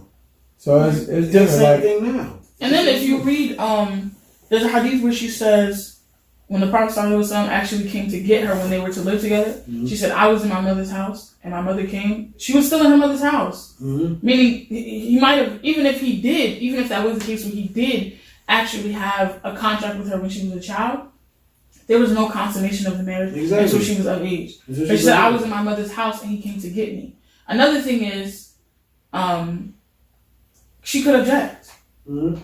She could object. She could have said in that moment, I want to. Mm-hmm. I want to. And that would have been it. Even during the time of their marriage, she had more than a right to say, I want to. Now, with the R. Kelly situation, it's unique to this case because he was preying on young girls. Mm-hmm. And it's also unique as people will say, oh, these young girls are fast, whatever. Things he was doing to young girls, he was doing to grown women. Mm-hmm. His wife was a grown woman. Mm-hmm. Peeking downstairs, asking, can I come get some juice? Allegedly. We don't know that to be fair. Of course. We don't know that. Because here's my beef. I had beef for her watching the thing because you knew them little girls was down there. If they're so-called little girls down there, you knew. Mm-hmm. You ain't say nothing. Same thing with everybody else that was around him. And if that was her, the case. I do take a different perspective knowing how the course of abuse works. Mm-hmm. Especially when there are multiple people in the situation. Especially when they're trying to say, oh, these young women came back and did this. If anyone knows about Stockholm Syndrome, mm-hmm. where you could essentially, in a twisted kind of way, develop a love for your captor, your abuser, mm-hmm. that's how that's possible. So how you feel about Michael? I don't know. I feel like it's a little iffy. That's my point. Why was he in the bed with people's kids? Yeah, because he's a nasty nigga. He like kids. Well, I'm just saying, if you man, don't talk about Michael Jackson. That's my point. You can't pick and choose. Right, you know what I mean? If you're gonna go, you gotta go all across the board with all of them. Which is another thing that our Islamic community refuses to talk about. What? Is nasty niggas. Niggas are nasty. Nasty niggas. They are. And nobody wants to say anything. You know, they prey on sister after sister after sister after sister. Mm-hmm. I'm not the one. I don't understand either with that. Like, if dude was abusive, that dude shouldn't be able to get married no more. Or certain things like that. You're like, why? Which is why I always tell brothers and sisters that, like, if you're going to marry somebody, that is from a different state, from a different community, you go to that state, you go to that community, Islamically, you are encouraged to ask the community about the person. And I tell sisters all the time, especially sisters, when sisters come from Philly, try to marry somebody from Jersey, I be like, where you know him from? Where's people at? Who ask about him. Yeah, because you'll mess around and marry somebody where, and I'm very open, I'm not the type of person who, I'm going to see you marry somebody, and I know something about them, I'm not going to say no. That's what I'm about to say. Like, if I know you're abusive, I'm not marrying you. Right. No. Nah, I've came across a situation like that. I got myself in some trouble at one point. I was in a halfway house. I was in there with a brother, and he got married while he was in a halfway house. But he's from Philly. Oh no. What? He's from Philly and she's from Trenton. So she didn't know nothing about it. All she knew that he had a past of boxing or whatever, and then his criminal life or whatever. Oh, who didn't have a past of boxing? He ran away from the halfway house, got drunk, beat her all up, then fled back to Philly. Never talked to her again. But it was right before Ramadan when they got married. Yeah. And it's like everything was good, but you ain't know nothing about that man. Like, right. You just met somebody, you knew somebody that knew him that was in the halfway house. Like, yeah, I got a brother for you. Get married. That's why I just be looking at situations like I can't marry a person I don't know. Right. And I especially like to stress that with brothers, because I will say that y'all are not, other than if you meet emotionally scarred brothers, y'all are not as guarded as you should be. I'm guarded. Like I tell brothers, this sister could really, the woman that you have in your life, and going back to prophetic examples, the women that you have around you are very important factors to their life. So much so that you can have a woman around you, she don't speak, she don't do nothing, but the energy that she brings into the room can affect the whole household. Like if you have a mother, if you walk in the house and your mom is mad, she could be upstairs. People like, oh. Yeah. You can feel something. And I'm like, you're allowing any old woman to come around you. You're allowing any old woman to essentially, take your seed, to all of this and all of that. And then you're marrying sisters who, they be worried about what kind of past, how many bodies. You shouldn't be worried about none of that. Mentally and emotionally, where are you at? Behind closed doors spiritually, what are you into? Because I know brothers who get married, they think she a good Muslim sister. They come in the house, it's a shrine, it's a voodoo shrine. Next thing they know, they can't walk out the front door. No, you're right. You're absolutely right. Yeah. So y'all need to watch out too. Because I have custody of my children. So, I don't, I had to do the blended family thing every time I got married. Yeah. Which is hard because I don't trust, like I'm okay with, all right, we married and then we work our thing out. But you got to develop a relationship with my children. Right. And I can't force that. I'm not, because you're not their mom. It's like the same way. I've been somebody's stepdad. I can be whatever relationship you want, but I can't force it. He got to accept me, or she got to accept me. Now, usually, I cannot do brothers with kids. Yeah. What'd you say? I cannot do brothers with kids. I don't care. You can have cutest little babies. Only thing where I really accept it, your baby mother has to be dead. I'm not even joking. Your baby mother has to be dead. Other than that, straight dead. Dead. I'm about locked up. Salam. Salam. Well, how long did she have? Life. You good then? She did. She did. She got life. She did. Wow, he really came with the. She's dead. She got life. She did. I don't count. Nah, I feel you. It's a headache, man. Like for me, it's different now. My kids are older, so I'm almost off the hook. You know what I mean? Like not for good, but it's a lot easier now. But when my kids are younger, it used to be a mess, man. That's why, like, to me, the first marriage didn't really work out, or my second ones. You know what I'm saying? Because it was, you be guarded. You know what I mean? But men don't ever talk about that because you ain't taught to actually address your issues and stuff. So now that I'm older, I don't think it's like corny enough. What do you say, or what direction would you suggest to brothers who unfortunately had to grow up without positive male figures and without really coming to that point of clarity? Because it's so sad. Like I met a brother who was just a great brother. He just didn't know how to be a man. And like I said, I have 8 uncles, father, grandfathers, male cousins, whatever. I don't pay no bills. No, I don't pick up no tabs. I don't carry no bags. I don't take out no garbage. So meeting brothers who literally don't even know what it is that they don't know, what direction would you suggest? And this is definitely, especially tailored to the black male experience and the black Muslim male experience. Because there's so many brothers who legitimately don't know. See, you can't get with people. Well, I wouldn't let my daughter be interested in anyone who didn't have like positive figures in it. Right. So most people ain't gonna come from a 2-parent household. Right. So you gotta look outside of what they do. Like for me, I didn't come from a 2-parent household. I was raised by my father. Yeah. You know what I mean? But on top of that, I grew up in a barbershop, so I had good examples, even bad examples to show me what not to do. But if you don't come from that, then the other thing is, all right, well, how open are you with your experiences? Right. That's my new thing, because I didn't know that I wasn't open with stuff. So I'll be feeling some kind of way. You be mad about stuff. Don't even know you're mad. You carrying it for years and you take it out on people. Right. So if people ain't really open to therapy, then you can't really do nothing for her. I got a friend of mine, one of my better friends. She was with the same guy for years, and a lot of their main issue is a lot of past stuff that he went through as a kid. He can't get over. Yeah, that's a lot of people. Though. Yeah, so now they don't know it though. That's like subconsciously. Yeah, but here's the thing now.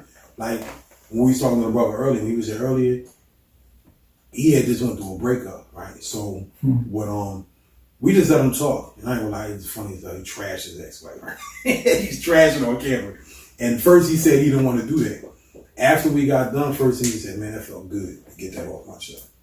And I said, bro, you should go talk to somebody. A therapist. Yeah, and he said, nope. I don't want to see therapist. Doing that. He said, and he said to me, I talked to a therapist before, but I can't find therapists that relate to me. Which makes sense. However, that's I know why. a black Muslim male therapist. Huh? I know a black Muslim male therapist. I know one too, but he's a nigga. He my boy though. Is he really? Nah, Is he in Jersey? He's in Virginia now, but he's from Philly. He's Does he do over the phone? He might. He probably will. Oh, He's good though. He's really good. Yeah, give me But his he's a real contact. nigga. I'm gonna give you his contact. Yeah. We did a video with him too, so if you go on the page, you'll see it. It's Okay. That's up to that. No, I'm watching that. As a woman, if you don't really like you only have what you got to pick from, because these people won't approach you, or people like you, right? So let's say the type person he described, if he approach you and then you not knowing which way's up, you can spot with a man real quick. Just asking him what kind of things do you do. Usually, if a guy's saying, "Nah, I don't do that. I don't fuck with that," stay away from that guy because he ain't really developed yet. And some of them dudes, like because men do mature slower than women do, it's even harder because you make this person may seem altogether the stuff that they teach women to look for. But that's really the part of it. Yeah. Is that these are such nice men. Like they're such nice people. But then it's like this gap. Like it's like all this you got it. All this you got it. But it's this gap that is very vital to this relationship and our development. And even our maintenance, if we are to start a family, that you don't have, that we really need. That we really, really need. What's your definition of a man? Good question. Because people got different. That's what I'm saying. What they teach y'all to look for, is he got a dean? Does he got a car? That's what I'm saying. Does he What's work? your definition? Those things are important. But if you're not around somebody and you see them and how they interact in group settings, are they able to open up with people and be vulnerable? Those are the things that matter the most. Yeah. And I'm telling you that because even there was a time when I lacked that. You know what I'm saying? Now I can look back on past relationships and say, I might have been good in some areas, but some of the areas that they may have needed me to be, I don't know good because I can't, I wasn't emotionally mature. I mean, I've been mature in every other area, but in that area, no. So that's what he's saying. If your definition of what a good man is got to be fully developed first before you can start choosing them. You know what I mean? That's why I asked you what's your definition, because somebody else's definition might. Of course, the definition of a good man is subjective. And if you did, as a woman, if you did grow up with male figures, whether you notice it or not, that's what you're gonna go after. Yeah, because Whatever you're comfortable with, okay. whatever you've been taught to love. Which is why you see a lot of women will subconsciously, like, and I tell women to be careful of this, and men too. But for example, if you grew up with an abusive father, like an abusive father always yelling, hitting you, whatever, you'll think you're going after the polar opposite, because you'll find a man and you say, okay, he doesn't hit me, he doesn't scream, whatever. Not even noticing that he could be very emotionally and mentally abusive. But he's nothing like my father because he doesn't put his hands on me, he doesn't yell, he doesn't do this, he doesn't do that. But you'll end up going and veering down that same path without even noticing it because a couple qualities were different. So of course, certain definitions of what a good man is subjective, but mine is mainly based off of, like I said, what I've seen and what I've become accustomed to, and that's certain cultural things that we have been taught that a man is supposed to do. I want to tell you this, right? So long as Kiva and I was married, that in some things you ain't gonna find everything you want. Of course. You know what I mean? It's gonna be things that you won't have to overlook in order for it to work, because it's things that I do that she probably don't like. Right. You know, it's things that she do that I don't like, right? But we make it work. Right. So it's gonna be hard. It's probably a lot of Let me things. read you a list. Probably like a million things that you keep it on like. Yeah, but that's what I'm saying. It ain't gonna be this perfect. Of course, I'm matured enough to know that. Because they say a lot of girls look for guys that's like their fathers. Right. Yeah, but sometimes it don't work out that way. I tell you. Yeah, I tried that. It didn't work out. Alright. It's horrible. It's terrible. Yeah, do you find, cause you Asian, right? Your family's Asian? Yes. And then, but see, even in the Asian culture, y'all hold on to more values than. That's because the culture is. That's what I found. At least I was married to an Asian, and I was, but she her family, I liked her family a lot. Yeah. So they had. Yeah. stuff to hold on to, you know what I mean? Gender roles are different with my Haitian community. Yeah. Like, and my American family is not really like crazy on it. But the women cook, the women clean, the men do this, the men do this. Whereas in my Haitian family, you'll come in and the man will be mopping and the wife will be asleep. The man will leave the party early because he got to go put the baby to sleep. All the males in my family are extremely great cooks. So it's like all these gender roles that we kind of have in African American society, we don't have in Haitian society. But one thing that is very prevalent, whether they want to admit it or not, but the women are more so in control. Yeah. So More so in control. fact. That's a fact, cause like, Okay. well, as I got no experience. keep it Asian. my best friend growing up was Haitian, and like his aunt ran the household, like she ran everything, and it would be like, yo, where is your dad at? Bro? And Like, he just be chilling. Like he stay in the basement. Oh my god! It took me. I know this dude since I was little, bro. That's it took me about Haitian. 6 years to finally meet his dad. That's because we actually went in the basement. That is so funny. How many of my uncles literally stay in the basement? Right, like in my family, a lot of the men is cooks too, though. Yeah.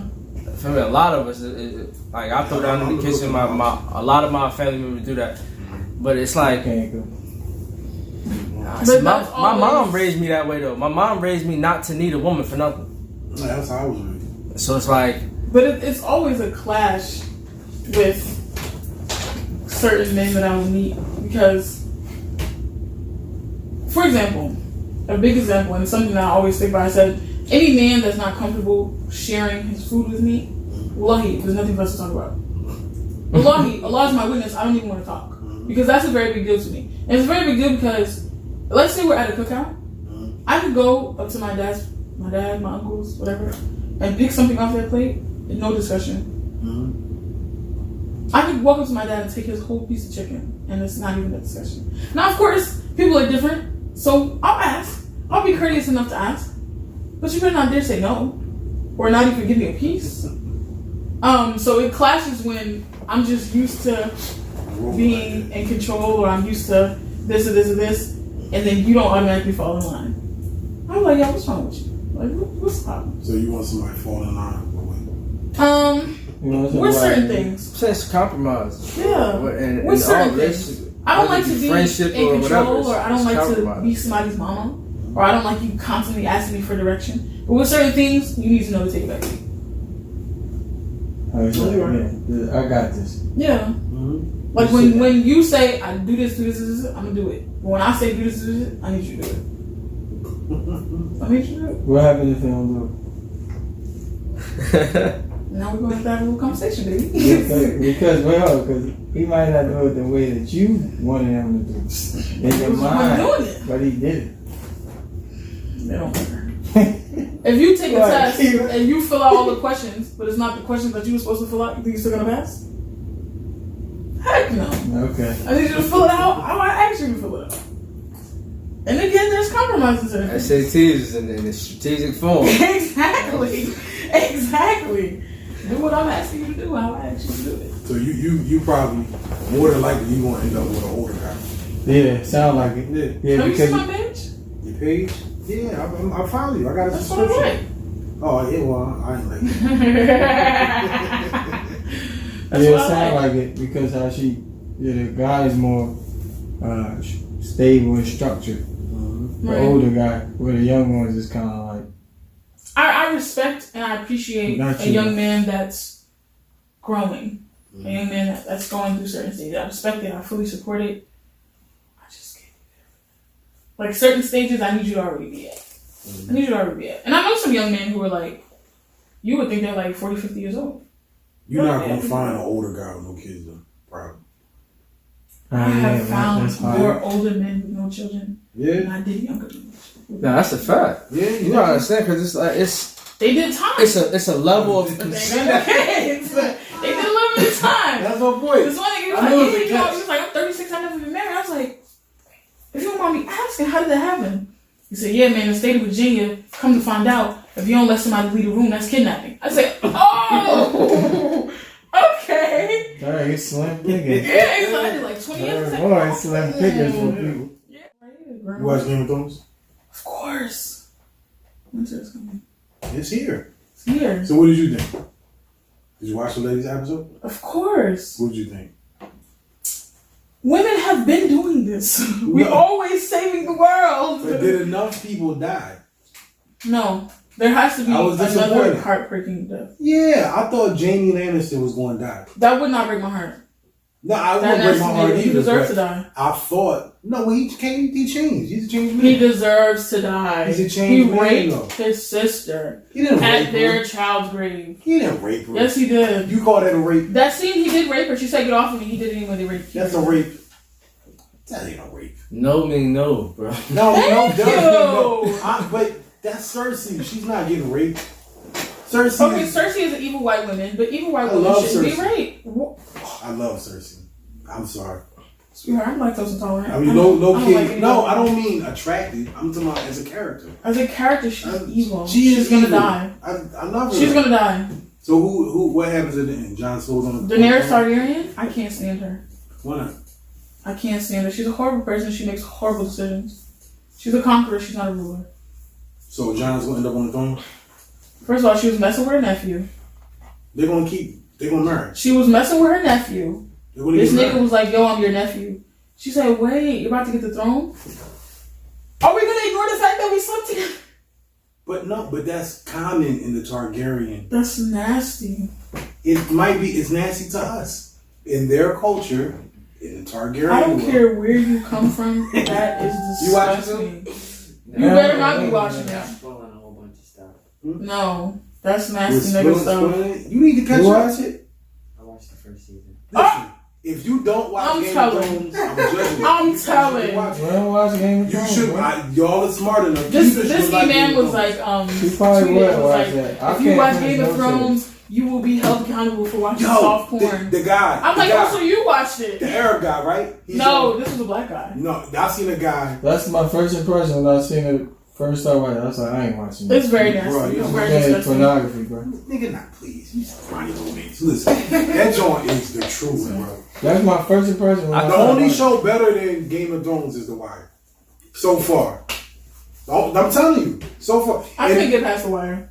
you never watched The Wire? I couldn't get into Game of Thrones at all. Bro, What? like I You said, gotta give it to I was It's not like for that you. too. I I said the couldn't same get it. thing. It it's wasn't. not for you. It's not for you. It's This not is for for people who are thinking on another plane. That's for You know? Kiva. Yeah. It's for thinkers. You watch it? I'm a very well. You have to You watch probably it. You would look smart watch it. enough to watch It's Game never of too Thrones. late, sis. Game of Thrones is better than Star Wars. I feel Better than very every offended Marvel right now too. By the way, CJ. You gotta I watch know you it. like Marvel. Very offended because you just said you're smart enough to watch it. You just told me it's not for me. I'm not on that Kiva level. like Supernatural. She would love it. You would love it. Oh, you like Supernatural? I did too. Me too. They lost me after a while, but I liked it. Yeah, they get a little crazy. Yeah, it gets a little wild. Game of Thrones is for Does thinkers. anybody watch that's just like American Horror Story? No. No, Is we that don't good? watch horror in my house. I don't think Me it's, neither. However, I don't think it's a long. I mean, it might be a little scary, but I don't think Is it it's hard. scary? It's weird. no. Now there's one season called Roanoke. That's too much. Because for me, I believe what they say. You talk about the gens, they like to sit amongst you. So I don't allow that kind of deviltry into my home. The evil, the bad gens. Yeah. Bad. Right. But I know somebody. I mean, even the good ones, Shit, I don't know. You say don't talk about them like that because that's offensive. Because you No, no, generalizing them. Like you say they all evil. You're like, My man told me a story about a brother that married a Jen. He was married. yeah, I actually heard stories too. All right, no, go back to American Horror Story. What else do you watch? Black Mirror. I watched Black Mirror. Black Mirror. Have you seen all of it? all of it? I didn't watch. I know you I didn't watch the The movie. movie was whack. They said it was too much. So I didn't feel like All right, Black Mirror, what's that, horror too? No, this is like sci-fi. Yeah. You watch Walking Dead? I watched Walking Dead. Why not? I'm not into that. All right. What Yes. else? You watch Yeah. Billions? Watch what? Billions. What's that? Gotta watch. Yeah, they tell us to watch so many series, we ain't I gonna watch even all. watch. The Shy. You watch The Shy? I didn't start that yet. I heard All American was good. You watch that? Oh, I watched The Shy, yeah. It wasn't good? Trash. So trash. That's like after school special. That's like watching 13 Oh, Reasons. I figured it was an after school special. It looked like one. I was so mad he didn't even watch that crap. Like I'm the type, if I start watching something, I'm gonna finish it, even if I don't like it. And I'm like, I have to Me, finish I it. don't do it. I'm like that too. I can't start watching something and just. Yeah, you gotta finish it. It I ain't was that like it. season. It's an after school special. I like, and Or- Kiva was saying that most of it, I like Into the Badlands. That was I like that. That was kind of whack too. I watched it. What? It's kind of Yeah, whack. it was It's good. the fight scenes alone. The fight scenes are dope, but Yeah. the story is kind It of whack. started. I like the Baron, and once he Yeah, died, I like don't him too. Yeah. I don't watch the last season. It's done. They got one more season. I think of season 4. Oh, well, then come on. Yeah, Yeah, I that watch it. didn't come on yet, and I think that's it after that one. What else you watch? That's it, really. I don't watch TV. Why not? It's I don't fine. own a TV. It's fine. It is, right? Everything is on. Hmm? No, I don't watch it. Music too, right? Music's around? It's difference of opinion between Your styles. In your opinion, what haram music you like? That's honestly, I'll be honest. That's why I don't like Muslim rap, because when I get in the instance of like rap, like I'm ready to cuss. What you like? Um, I'm gonna judge you in a minute. Watch. You gonna say what have I been listening to? You know Boogie? Hey, You Boogie. not A Boogie? No, Boogie, No, Boogie. L.A. Boogie. I the song with Eminem. I don't like that. No. That song was horrible. Yeah. Eminem is horrible. I don't know. I like Boogie, Mick Jenkins. Yeah. He's from Chicago. He's good. I listen to SoundCloud mixtapes. I don't know. Somebody call you, CJ. Yeah, no. Yeah, I like SoundCloud mixtapes. SoundCloud mixed. I don't know. Yeah, you too. I'm just now really like learning about, not even learning about, but really listening to old school hip hop. Like what? What I thought. It's not old school. That is old school. It's not. Right? It's older than me. Is it? Yeah, but it's not old school though. He It's come. older than Wait, me. what you said? You like shit, Black Black Thought. Thought is old school. Black Thought He's from older. Yeah. He's older. Yeah, but He's he- not old school. Okay, so what you categorize as old school? Old school is like I've been listening to Carry on. Rakim. 80s. Is Rakim old school? Not technically, but Gosh darn it, can I win?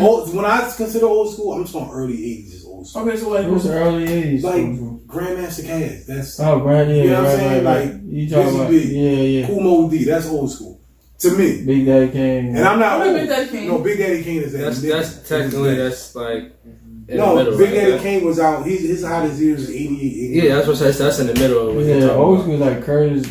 Curtis Blow. Yeah, to me. Yeah. But to y'all consider The breaks. Black Thought old school. Nah, he not. Yeah, I see what you're saying. So you like the Roots? I do. You ever see a Roots show? You The gotta go picnic to one. is during Ramadan. You gotta go. You know what's funny? But I feel like I might not be praying, so I'm like, I might be able to slip that one in there. I might be able to slip that one in there. As my I schedule want to go goes. bad. I want to go because I've never been. Yeah, I mean, I And never it's went to in, the picnic. is it in Philly? It's in Philly every year. But you should go see their show. Their show was the bomb. I know. You get a different show every single time. Really? 2 shows you gotta see. Well, music. You gotta see the Roots. You gotta see KRS-One if you ever. Even if you don't know his music, go to the show. I do know his music. He usually down here. Isn't he a professor? Mm-hmm. Where's he teach at? In- He's in one of them schools. I can't remember which one. Mm. But he's a nut on that too. Like he's really smart dude. But if he was Muslim, he'd just be lights out. But he's one of them guys that's he think he's too smart for religion. He's one of those people that's in his own head. Yeah. And it's hard for him to get Yeah, to he detach like himself. him, Because when I hear him explain certain things, I'm like, okay. Yeah, but he's like performance. He probably one of the best show with him. The Roots, Common. I saw Common live. He was crazy. I do like, do you like Kendrick? I love Kendrick. I love Kendrick. Mm-hmm. I J. love Cole. Kendrick. I like J. Cole. I like J. Cole. He got the boringest beats ever, like of all time. He's Saying, one of the Tupac. He's starting to come around on that part. No, he's not. Middle Child. That shit Middle Child was amazing. That beat That's was like, that trash. beat is mega trash. Like I hated that beat and I hated the flow he rapped. With. You like Cassidy, bro? Do y'all know who the baby is?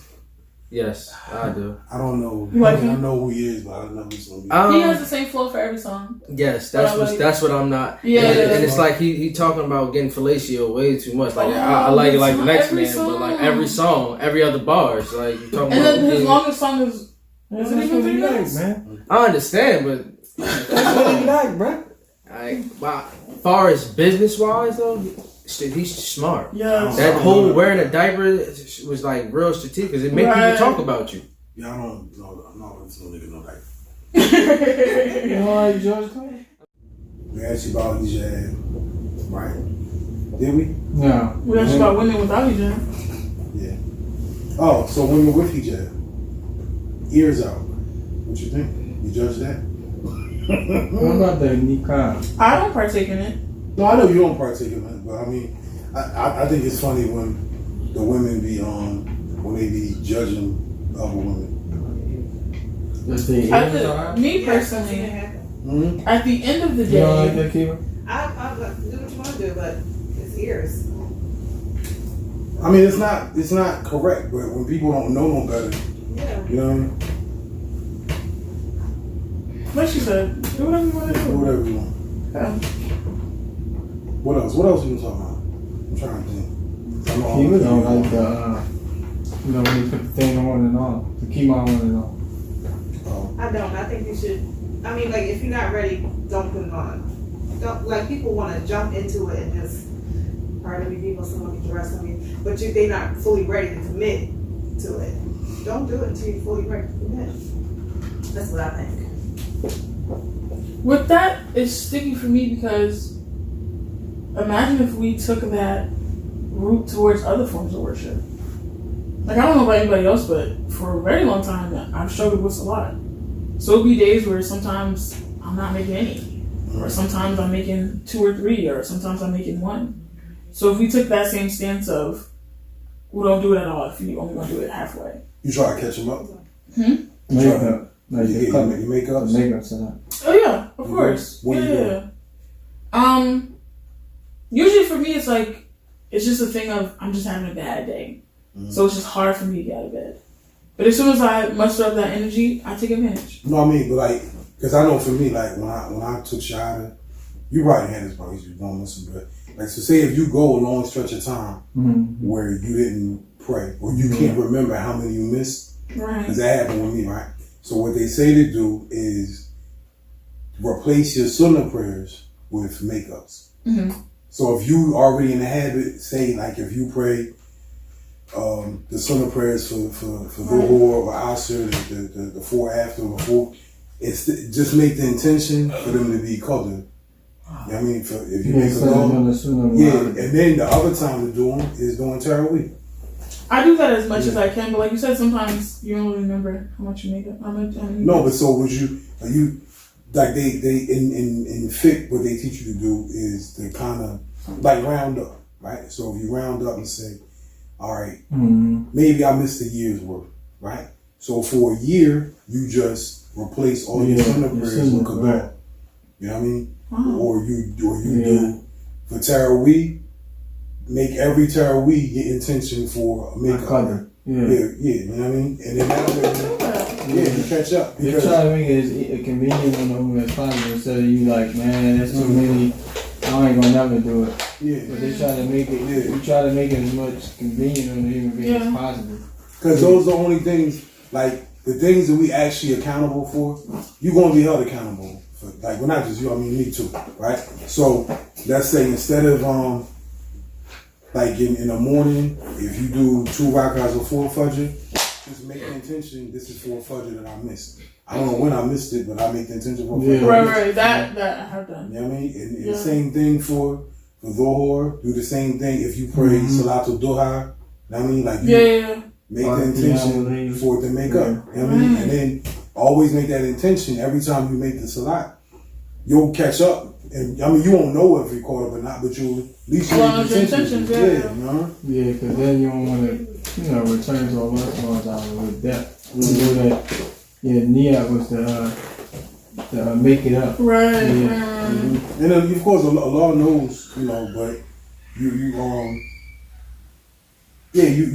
constantly do that because what happens, people, they'll make a big emphasis on the sunnah, like praying the 2 rakahs when they go in the masjid. Those stuff, that's nice, but it's not, it doesn't hold the same weight. Exactly. You say like that? It's not obligatory? Like you could do 1,000,000 sunnahs and never match one fard prayer. Yeah. You know what I mean? So you got to make the intention to make them up. Right. That's an easy way to do it. Yeah. What I learned from doing this, sometimes people are more comfortable watching videos or participating online than they are because people don't come to the classes to match. It's like that, Jamaica. You see people to classes? No. Yeah, they don't come out. The classes are not barely beneficial. It's like how many classes are you gonna have about this? About what? Like they'll be like, they'll have a class and you go to class and they'll be like, Salah is obligatory. Like, okay, let's get a little deeper than that. Like, that's we the community paid for you to go to University of Medina, that's all you came back with? Please, refund. Refund. So it ain't like, like an in-depth class, like this is the Sunday. Not from what I've seen. Like 5. Or even the ones that are in-depth, brothers only. And then brothers showed up. All right, good question. The brothers who misinterpreted. So, what kind of community do you come from? Salafi, default Salafi, Sunni, what? I believe they identify as Sunnis. They follow madhabs? Well, that's a good. You know what's crazy? Even though I grew up Muslim, I was never taught about the madhab thing. You understand it? I understand it. I'm literally just learning about it. Because people are like, I follow this madhab. And I was like, what does that even mean? Oh. Like, what madhab? What? You landed in the right spot with us deviants with the teacher. Yeah, because he studied a Maliki school. I studied a Hanafi. Hanafi? Okay. So, like, only now am I really just learning about madhab. So, I never even think to ask people what madhab do you follow. Because even if you tell me, I'm not going to know what you're talking about.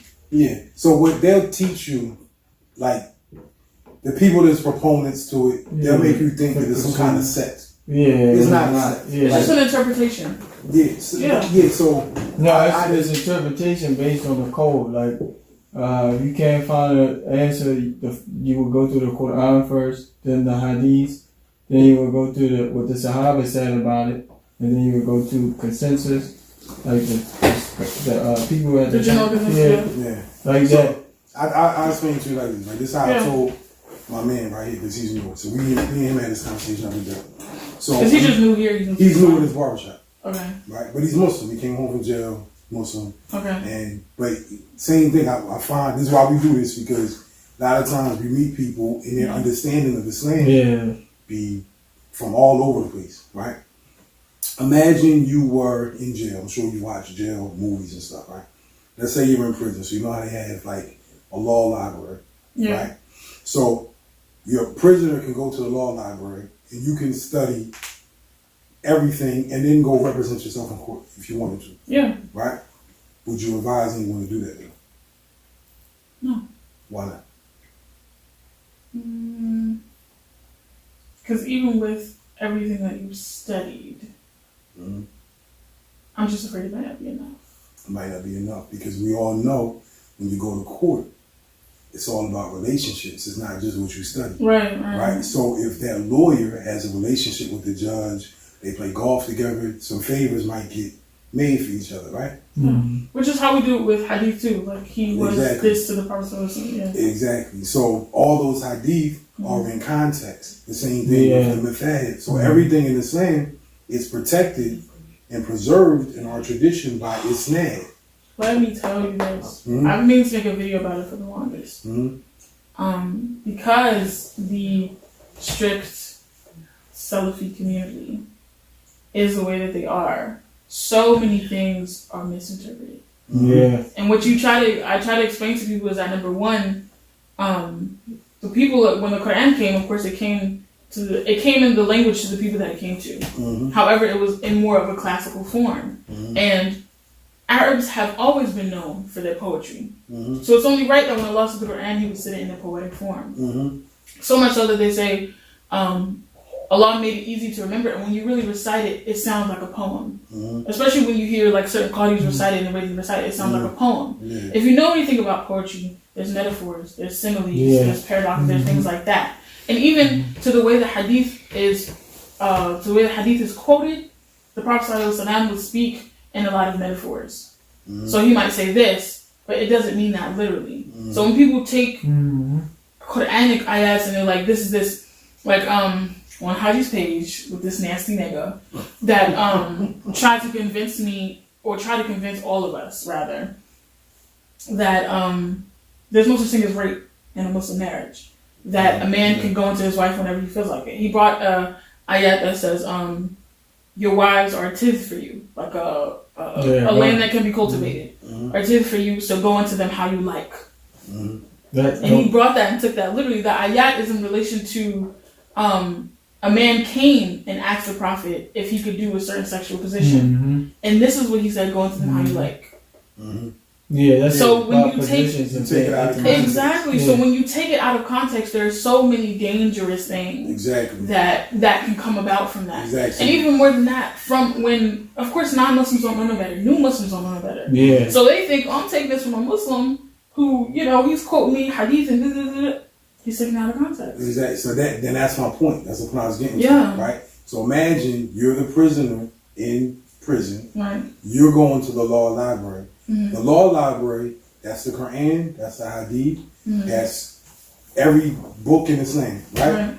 You're reading it, but you've never been taught properly by someone qualified who understands how to apply it. Right. Because they understand the context. You don't. So if they didn't sit you down and teach you, here's when you apply this, here's when you apply that, here's when you don't use this. Right. Now you're going up in court trying to represent yourself. And the lawyer, the prosecutor, the judge, all these niggas are laughing at you because you don't know what the hell you're doing. Right. And that's that same guy that's coming to you telling you, yo man, this is what this hadith mean, and you can't do this. You didn't ever get taught properly. Right. So what our sheikh would say, he said, listen, he said how he explained Islam, right? He said, you know, if you have a light switch, right? If you turn the light switch on, if you don't have a wire in between, the light ain't gonna come on. You be flicking that thing all day. He said that's isnad. So the Prophet ﷺ is here. Here's your light switch. If you don't have the isnad between you and the Prophet ﷺ, Right. that light ain't gonna come on for you. So that's why it's important to have that method. Because here's what happens: if you don't learn from someone who learned from someone who learned from someone who learned from the Prophet ﷺ, how would you understand how it worked? Yeah. You know what I mean? That's how the tradition of our religion was preserved. Yeah. The same thing with the Quran. Remember, the Prophet says, he didn't write any of this stuff down. It's all recitation. And how, you know, there's 10 different styles of recitation for the Quran. Yeah. And that's how our deen is preserved. The people wrote it down and make it easier for us. Mm-hmm. They ain't have books. Right. Yeah, it's the same thing. Yeah. You know the harakas, the vowels, Yeah. they didn't have it. They Yeah, ain't none of that. exactly. Yeah. Yeah, So- ordered that. And then what those vowels can do, like if you place That's a right. dhamma instead of a kesra, can completely change the meaning That's of the the word. that's the problem with the person that's translated, is that he's not well equipped with Arabic enough. Because sometimes things are verbs Right. and they misinterpreting what is being said. Right. So you have to be a master of the language to tell you exactly what it means. Right. But I think there's a that famous hadith you ever hear when he Yeah. say, wherever you see the non-Muslims, kill them. yeah. That hadith, if you read Arabic, is reciprocated, meaning like if they attack you, Right. then you attack. It don't mean just outwardly, preemptively attack people. And even a part of going into understanding Islam is you have to have a certain level of intellect. Mm-hmm. You have to have a certain level, like you have to actually be an intelligent person. Mm-hmm. And I always tell people at the basis of Islam, there's nothing that Allah sent forth, whether through prophet, through messenger, through text, that is oppressive, that is abusive. Mm-hmm. So when I see you interpreting things and you cross that line, you're already outside the fold of it. Mm-hmm. Because this is not ever Islam's intention. Mm-hmm. And at the core of it, we don't, as Muslims, we don't do things for no reason. Mm-hmm. Everything has a purpose. And any purpose that we try to do is for the good. Even if you have to take somebody's life, it had to have been for a good reason. Mm-hmm. So if I see that you're interpreting things to fit your own agenda, then I have to question you. Mm-hmm. Which is why I have like such a problem with the Salafi community, because they interpret things and they try to regurgitate it to you, and it's like, that's useless. Mm-hmm. There's no good. Such as you have to wear all black. What use? Intellect. What use is that? No, but that comes from Saudi culture and Wahhabi culture. But some of them don't know about it because they take their information from Which is scholars. another thing, Yeah. which is why I'm in so much support of homegrown Islamic scholarship. Yeah. We have plenty. Yes, we have Yeah, plenty, yeah. but we're still calling overseas to Mm. ask, if you have how you make a ghusl. Yeah, you don't have to do that. Right, Which exactly. is And important. I'm more so with it for Black people because there's certain things that need to be interpreted for our times. For our times, we Such need- as we the need- whole we grow thick. exactly Yeah. ruling We do. the ruling regarding you have to call your husband and ask his permission before you leave the house. Mhm. That can fly overseas. Why? Because the niggas don't have nowhere to go. Mm-hmm. Can you imagine if your wife called you every time she had to leave the house? Man. You'd be like, yo, call my number again? Hold on. It's Yeah. over. We're getting a Yeah, divorce. you're gonna be nagging, man. Exactly. Which is why certain things have to be interpreted for our times. And they'll take it and be like, oh, Islam doesn't need to be reformed. It's not reformation, it's understanding. Yeah, it's understanding. It's understanding and But- application for our Yeah, the time. deen is still applicable, but it's you need African American Right. scholars and imams Yeah, right. who are qualified though. That's Right, the thing. right. The thing is, we do have them. Right. It's just everybody calls them deviants. You see what Right. I'm saying? So if you end up on that Salafi list, the do not take from list, and you're part of that community, and you I'll be on the list like, ooh, he must be good. yeah, that's how I look at it. But what I remember one day there was a sister in here, a young sister. She had took a shahada. This is Ramadan that year, so let's say that was July. She had just took her shahada in January. She was in here telling us what masjid she can't go to, Yeah. who she don't take. It's not a cult. Why would you say that? She got mad at me. I said, no. If they're telling you how to dress, how to talk, who to talk to, who not to talk to, that's a fucking cult. That's the reality. That's a cult. Yeah, so, to me, I think, everybody, you should have a method. Have a method, have a teacher, I think, yeah. Pick the Maliki method. It's the method. You know for black why he people. said Maliki? Because the majority of the African and African Americans are Maliki. No, but the reason why Maliki method is really prevalent in Africa. That's why. Like for a long time, not in my specific community, but in the Southern Racist. community that we went to for a couple of years, they trash Sufis. Mm-hmm. Trash Sufis. You know, we wouldn't have any of the deen if it wasn't for Sufis. Yeah. When I tell you Sufis are on it, and it's a thing, of course, you know, everybody has their faults, whatever. It's the thing of what I've seen from the Sufi community is Islam in action. Yeah. Well, Whereas people, other communities is like surface level. most Yeah, it's people, just practical. Word, exactly. What people with the Salafi community or the people that trash Sufis, who they call Sufis, aren't really Sufis. Right. Yeah, So a Sufi ain't gonna call himself a Sufi. Yeah, you know.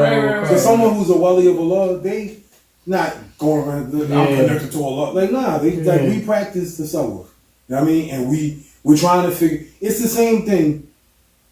What they call it? It's saying they call it. It's saying we call it tasawwuf. It's just getting closer to Allah. It's a science in It the would be tazkiyah. Yeah, Instead of tazkiyah. saying tasawwuf, you say tazkiyah. yeah. But It's working on the heart. It's the actual science in Islam. So, if when we were taught Islam, we were taught in branches. First branch, Aqidah, what's permissible and impermissible to believe about Allah. Second branch is fiqh. So how to actually perform Islam. The third science, the tasawwuf. So now you know belief and you know how to do these things. Now how do I perfect my heart to get closer to Allah? Right. That's the hardest one. Purification. You know what I mean? Purification, because you actually need somebody to walk you through it. What I keep recommending to people is it doesn't take the place of tasawwuf, which people need therapy. Yeah. You know what I'm saying? Just regular therapy, even if it's just talking to somebody regularly. You know what I mean? Because if you don't have a sheikh or someone who's going to actually take you and walk you and help fix your character and guide you, you know, you need someone to get your problems over on. But people have so many traumatic experiences from childhood, from prison, from, you know, violence. It's so many things that people don't talk about, and nobody in the community addresses those things. Maybe they don't So much have. so to the point where I feel like a lot of people don't know the importance of being close to Allah, which I feel like as a Muslim is the objective. Yeah, It is. It's the objective. With closeness to Allah, I don't care what you say, there's certain things you're not going to do, there's a certain person you're not going to be with being close to Allah. But with people who have, you know, dark pasts or traumatic things, whether subconsciously or consciously, don't believe that they deserve that closeness to Allah. Yeah. Which again, the Sufi community put me onto. That's a whole. And another thing they put me onto is afkar. Like dhikr. Like they put me onto that heavy. They clean Which your is heart. exactly. Which is something that unfortunately our communities aren't really talking about. Because we gotta do this, we gotta do that, we gotta do this, we It's gotta do that. practical. And then we get behind closed doors. Y'all niggas not even like that. It's just practical. It's just Right, you in that shit, oh you got your pants cut, oh I made salat, I memorized this, I memorized that. Then you go home and beat your wife. You know what I'm saying? Even with social interaction between men and women, it's not that deep. It's not. It's not that deep. It's not. But I mean, Because again, this surface level Islam, these are the same niggas who be like, oh no, brothers and sisters have to be separate, we have to have a curtain, da da da da da da. But then, you know, I see you at the chicken shack and you straight out trying to give me the business. yeah, and to me, it's just instance. I don't go to those things anymore. Not because I don't need them. It's just I'm not going if I know my intention isn't really to benefit from it. Right. So now, if I'm really feeling like, yo, I really need to hear this lecture, I'm going. Sometimes I just want to go to socialize. Sometimes I just want to play the food. I might just show up when they serving the food. I go dap everybody up and we talk and we catch up. And I might pull the shake to the side later and me and him talk. Might get a couple things out of him there. But I don't got time to sit there for 8 hours and act like I'm pious. It's a waste of time. Right. This is a total waste of time. Now, but other people, so I don't knock it. But everybody, you go through your stages in Islam. Like, so when I first took Shahada, like I was really not even, I had no intention of being a good Muslim when I became a Muslim at all. I just thought, this is what I'm going to identify my new religion as. Then you start learning, and then I'm like, I got to feel accountable. I got to actually get on this. And then I went way too hard. You know what I mean? You go so Way hard. to like, Yeah, where you just like. extreme. right. And I never thought it was extreme, but it was just like I was really, really hard, not on other people, on myself.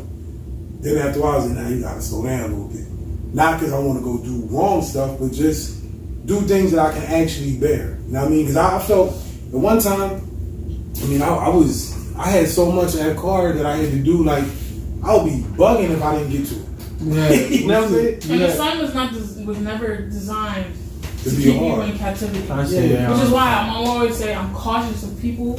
I'm cautious of taking a sign from people who lack discipline. Mm-hmm. Because when you meet, and it is common amongst niggas, because they have to keep themselves within this prison cell, essentially, of their mind. They have to say that all of this is haram. They have to say that none of this is allowed. Because if they allow themselves to venture out ever so slightly, they go too far. And they haven't quite found the middle ground yet. The middle ground to be able to say, you know, if I'm going to sin, I'm going to sin. But I'm not going to go all the way over here. Yeah, I ain't going over there. Yeah. And I always say, or actually my auntie taught me, the things that we're not supposed to do, first of all, haram versus halal. If you want to try and compile everything that's haram, you can get like a book. Not even a big book. If you want to put everything that's halal, it's volumes upon volumes. And the things that we're not allowed to do is like at a playground, it's the fence around the playground. The fence around the playground. Everything within the playground, the jungle gym, the swings, everything you're allowed to do. Just these things were only put here so we know not to go outside of these borders. But can you imagine being a child going to the playground and you just standing around the fence? Like you just walking around the whole fence? That's boring. Yeah.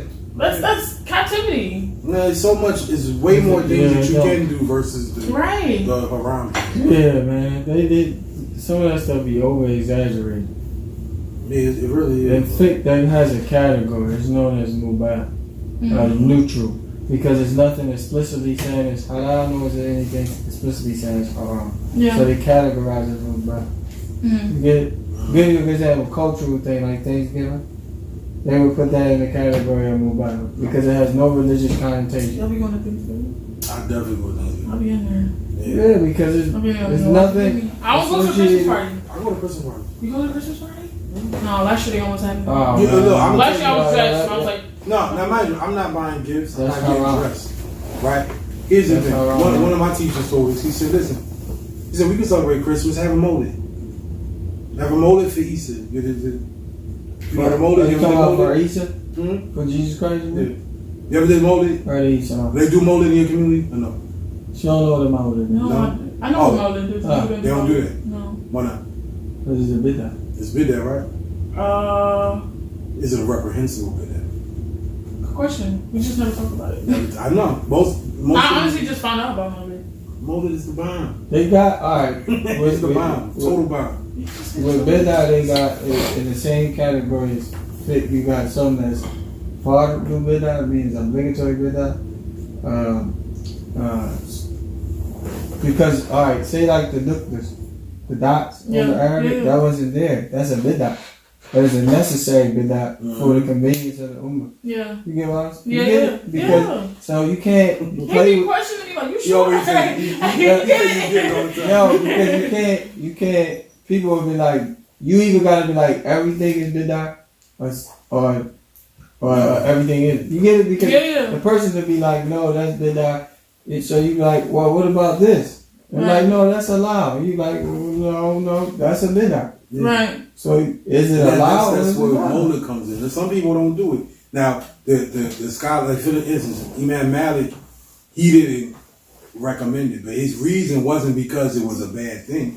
He said, I fear people will show off when they go to it. So to prevent showing off, don't.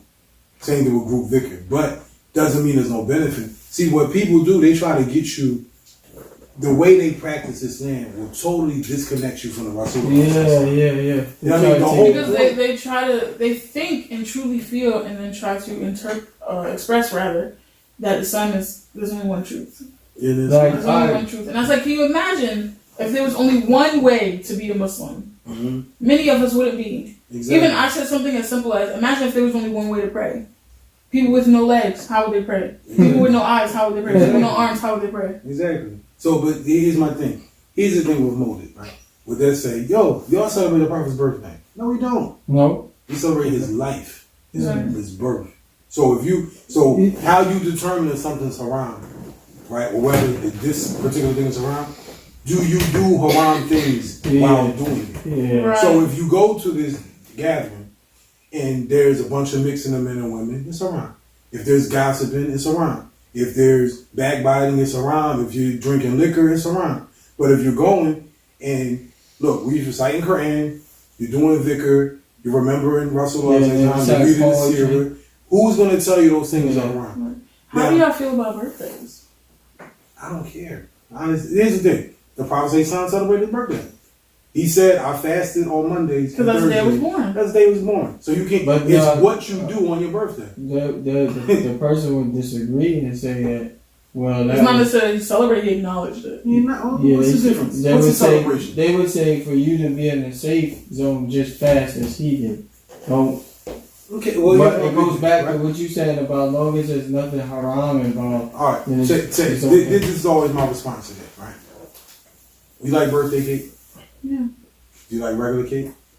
You see what I'm saying? What's the difference? It's like, oh, we can't have birthday cake. Well, they'll always make the argument. Alright, this how you, the celeb didn't do it. Did Celeb didn't iron their clothes. It's a lot of things. Exactly. Wait, hold on. You work at a job? Yeah. When they give you that Christmas bonus, do you take it? See, you got everything. I got a gift, everything, Secret Santa. No. Do you take it? Yeah. Of course you take it, right? So you like, man, I don't celebrate that drink, but you like, all right, give me that. Exactly. $500. You like, bro, man, you said you don't celebrate Christmas. Give me that $500. Exactly. So that to me, that's the. Well, not even to me. That's the rule. Like I'm not like if it includes haram activity, I'm not going out to the club for my birthday. I'm not going to hit the bar. I'm not doing it. But if somebody wants to give me some gifts, I don't see a problem with giving gifts to you. I would say, what's the difference between, because somebody was like, so what's the issue with Christmas then? No, if your belief, right. If you believe that Isa is Allah, that's haram. That's kufr. What I'm saying is, I get my Christmas gifts. Yeah. Mama call me every year. Yeah. Now I don't pick it up on Christmas. I'll be there tomorrow. Yeah, I mean, even me now, I don't go buy my kids Christmas gifts. I don't have a Christmas tree. I don't do none of that. But I'm not. Well, if my family has Christmas dinner, and I have a lot of families not, because I'm the only, me and my children, the only Muslims in my family. I'm going to eat Christmas dinner with my family. I go too. I'm going to see my mom. I'm going to see my grandmother. I'm going to chop it up with my cousins. That's what they're doing. How else would they ever be invited to Islam if I disassociate with them? Right. That's like saying you shouldn't go to Christmas sales at the mall. Exactly. Oh man, you shouldn't do anything. Give me a nice coat every year. Every year. The Halloween. I didn't grow up Muslim. You feel me? So like, I didn't grow up Muslim either. It never was a conversation about Isa at all. In the households I ever lived. It never was. It was more of a family gathering, and we give to each other to show our appreciation to each other. It was never about like, oh, he wrote. Easter. I don't do nothing. I'm not doing that on Easter. But I don't buy that BS about emulating. I'm not emulating anybody. Mother's Day comes. I love my mother. I'm going to acknowledge my mother on Mother's Day. You know what I'm saying? I'm going to give her a gift and give her a karma until I love her. Like, what? Yeah, you celebrating her one day out of the year. You can't do that. So what? I do it every day. Or not just do it. One like, particular day, you just... Listen, these people, they have you super... They have your heart so hard. Yeah, right? That's what I like about it. And you think everything's around. You know what I mean? Oh my God, this book... He's a teacher. I don't know. I don't know what side it is. But Mikhail Smith, he's from Texas. Mm-hmm. Does a great presentation called Emotional Intelligence of the Prophet ﷺ. And he just finished his book. And I highly suggest it to everyone. Emotional Intelligence of the Prophet ﷺ. Mikhail Smith. You like him? Yeah. Yeah, it's amazing. Because in that presentation, he shows you just how, and I especially think it's a good presentation for men. How beautiful his character was, but not only that, how I will say how soft and delicate he was. Yeah. And especially you have to keep in time, again, the context. This was a time where they was harder than hard. Like, you know, they burying their daughters alive. You know, and doing anything and everything else. But it showed how he came with that softness. Yeah, it's a lot of instances like that. Give you a good example where a lady came and she complained to the prophet said something that I'm not suitable with this man. And the prophet said something established what we know as the khula. You know what I mean? Like, well, give him back this and then you can go. Now we don't do, we want to hold the woman down like she a hostage. Yeah, he did that. It's so many instances where the slave girl Nadirah, she became free. Her master freed her, and she was subjected to marry this guy because the slave only married a slave, right? So as soon as she got free, she wanted to divorce her husband, and the husband was chasing her all through Mecca, like take me back. And the Prophet said something, and they was watching this, and the Sahaba said, "Why don't you say something to Nadirah?" And the Prophet said something. Said, "Oh Nadirah, why don't you take him back?" She said, "Are you commanding me to do this? Is this wahi from Allah? Or not?" And he said, "No, this is just me telling you the decision." She said, "Well, in that case, I don't want nothing to do with it." But he was real considerate. Yeah, and I'll be like, what is wrong with people? What people, this is what I recommend. I think, like, a lot of people ask you for Islamic advice. I'll be watching them. Right? So, but what you should do, right? When people, especially new shahadas or people they trying to learn, I always suggest steer them. When they ask for what books to read, steer them towards Sirah. You know what I'm saying? I do. Yeah, because that's the best. Nobody and reads all of Sirah. the other books that are allocated for Muslim women, garbage. They all garbage. Garbage. Your hand through the door. Garbage. Yeah, you got some of these books that you're talking about you recommend? Yeah, you can bring them over here. Yeah, I teach them. Oh, you do? But I gotta get out of here. Alright, bro. Nah, but I'm telling you, Sirah is the move. You can't really even understand the Quran if you don't know the Sirah. Yeah. Right. You know what I mean? So like what I do, I read Sirah along with the Quran. Yeah. That's what I do. Yeah, and then I reference it because I used to read the Quran forever and be lost and confused. Have you ever read The Walking Quran? No, I never heard that. By Dr. Bilal Weir? No, I never I think his name is. I'm gonna check it out. I know what you're Yeah, he studied in Senegal and other parts of West Africa. My favorite Sirah book right now is that Revelation book. Yeah, that's Revelation. You ever read that one? I'm trying to work on Seal Nectar. Seal Nectar, that's a classic. Yeah. I never read it before. Get Revelation. Revelation is the bomb, man. Right. Yeah, because it got like ayats and all that stuff is connected to the Quran, which is very Yo, you know what I learned? He knew this stuff because he's like uber smart, right? I'm not that smart, right? I used to read Sirah. I never knew the connections of everyone. They have actual illustrations in the book that show you how this person was cousins with this person. They show you the whole family tree of like everything. So when you're reading certain companions, and they like, now you can see when they had beef, how close they were and why they were beefing. Right. You know, that's the stuff I never understood. I'm like, oh, then you see the ages of people. I never had memorized. Like, you just reading the names, you're like, okay, that's so-and-so, that's so-and-so. But when you actually realize, oh, that joke was 15. You know what I mean? We automatically assume that because they've had this level of humanity, must be an older brother. Exactly, yeah. Nah, they were young, and some of them, I mean, the Prophet sound like, when you actually put it in context, right? He was born with people who actually trusted him with their belongings and stuff. Yeah, man. Which is crazy. Like, look, we want to kill you, but I still want you holding on. Yeah, they still trusted him. Yeah, well, that's wild, crazy. But that's why which is at the core of being a good Muslim. I always say is a good person. It's a good person. You can't. I feel like there's no way you can separate the two. So it's like, are you really a good Muslim if you're not compelled to be a good person? Yeah, and you see, like, one of my favorite narrations is by Hakam ibn Hizam, and Mu'adh ibn Jabal was a close companion of the Prophet, and he was sending him to Yemen to teach, like, new converts. Yeah. So he said to him, "Oh Mu'adh, perhaps this might be the last time that you see me," because he knew that he was going to be down there for a long time. And he said, "You're going to a people," he said, and know that they are not going to be able to do everything you command. Yeah. But be good to them and try to bring them as close as you possible. Right. This is how deep you probably never heard, because people don't like to say stuff like that. They just want to be like, this is haram, this is halal, do this, and a lot of people, they get this thing like Islam is just built on rules, and they're like, well, where's the mercy at? Inside of it, and you like, that's where the shit will come in, like where he said, you're like, nah, man, the Prophet said something meant like that, like he said that hadith, but like he said, he was saying it in this context, right? So you said it in the wrong context. Like, why did he say that, and what time and what place did he say that, and for what reason? Right. You just taking it and just applying it to everything. You like, no, was he saying it to a particular person? Was he saying it in general? Was he just like an isolated situation, like a small group?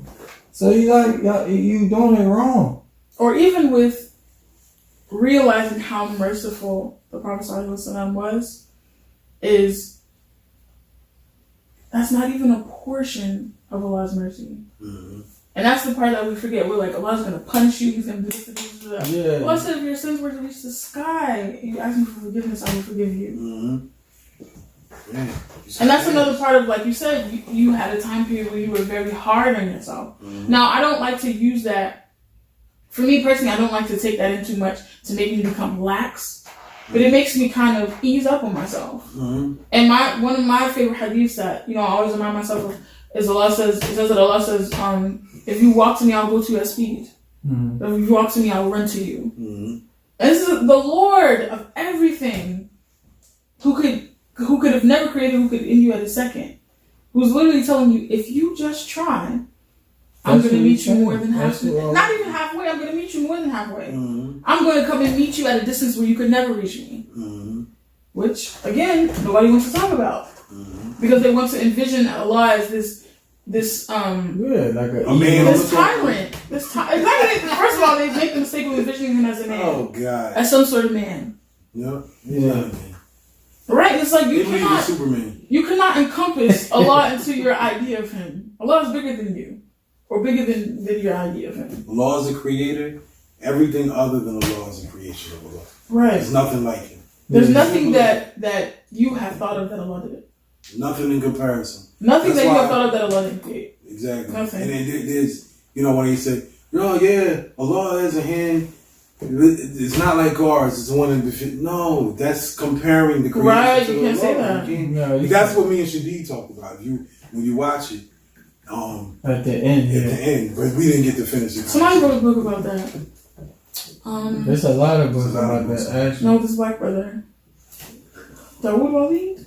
Yeah. Wrote a book about, mm-hmm. I forget what it's called, Sacred something. Mm-hmm. About my thing with Shadid, I like Shadid, right? They was mad at us for talking to him, right? Like in our community. Mm-hmm. And then the Salafis were mad at us for talking to him too. But my thing with him is he told us, he said that when he was in the University of Medina, that there were teachers from all the different creeds, Ash'ari Creed, Ash'ari Creed. My thing was just how, as intelligent as you are, how could you not believe that? We never got to finish that conversation. How could you not believe what? How can you believe that? Ash'ari Creed. Yeah. Like hands and feet. Right. Yeah, well, he didn't say that he did. Yeah, he did. What the Salafi argument always is that we believe in Allah the way He said in the Quran. Right, yeah. However, the Quran isn't revealed in English; it's revealed in Arabic, so the meaning changes a little bit. Yeah. So, that's what we're saying. Like, look, we don't. These are debates that went on for ages, but in the majority of the Muslim world doesn't believe that. That's always my thing. So when in this community, when they're calling us deviants because we believe in the Ash'ari Creed, right? It's not because we believe in the opinion of the Imam. He just codified that opinion. Yeah. But that's the majority opinion. That Allah is the creator and everything other than Allah's creation. There's nothing like Allah. We don't try to explain it. Allah doesn't exist within the place. He's not confined to any of his creation. That's it. It's very, it's complex, but it's simple.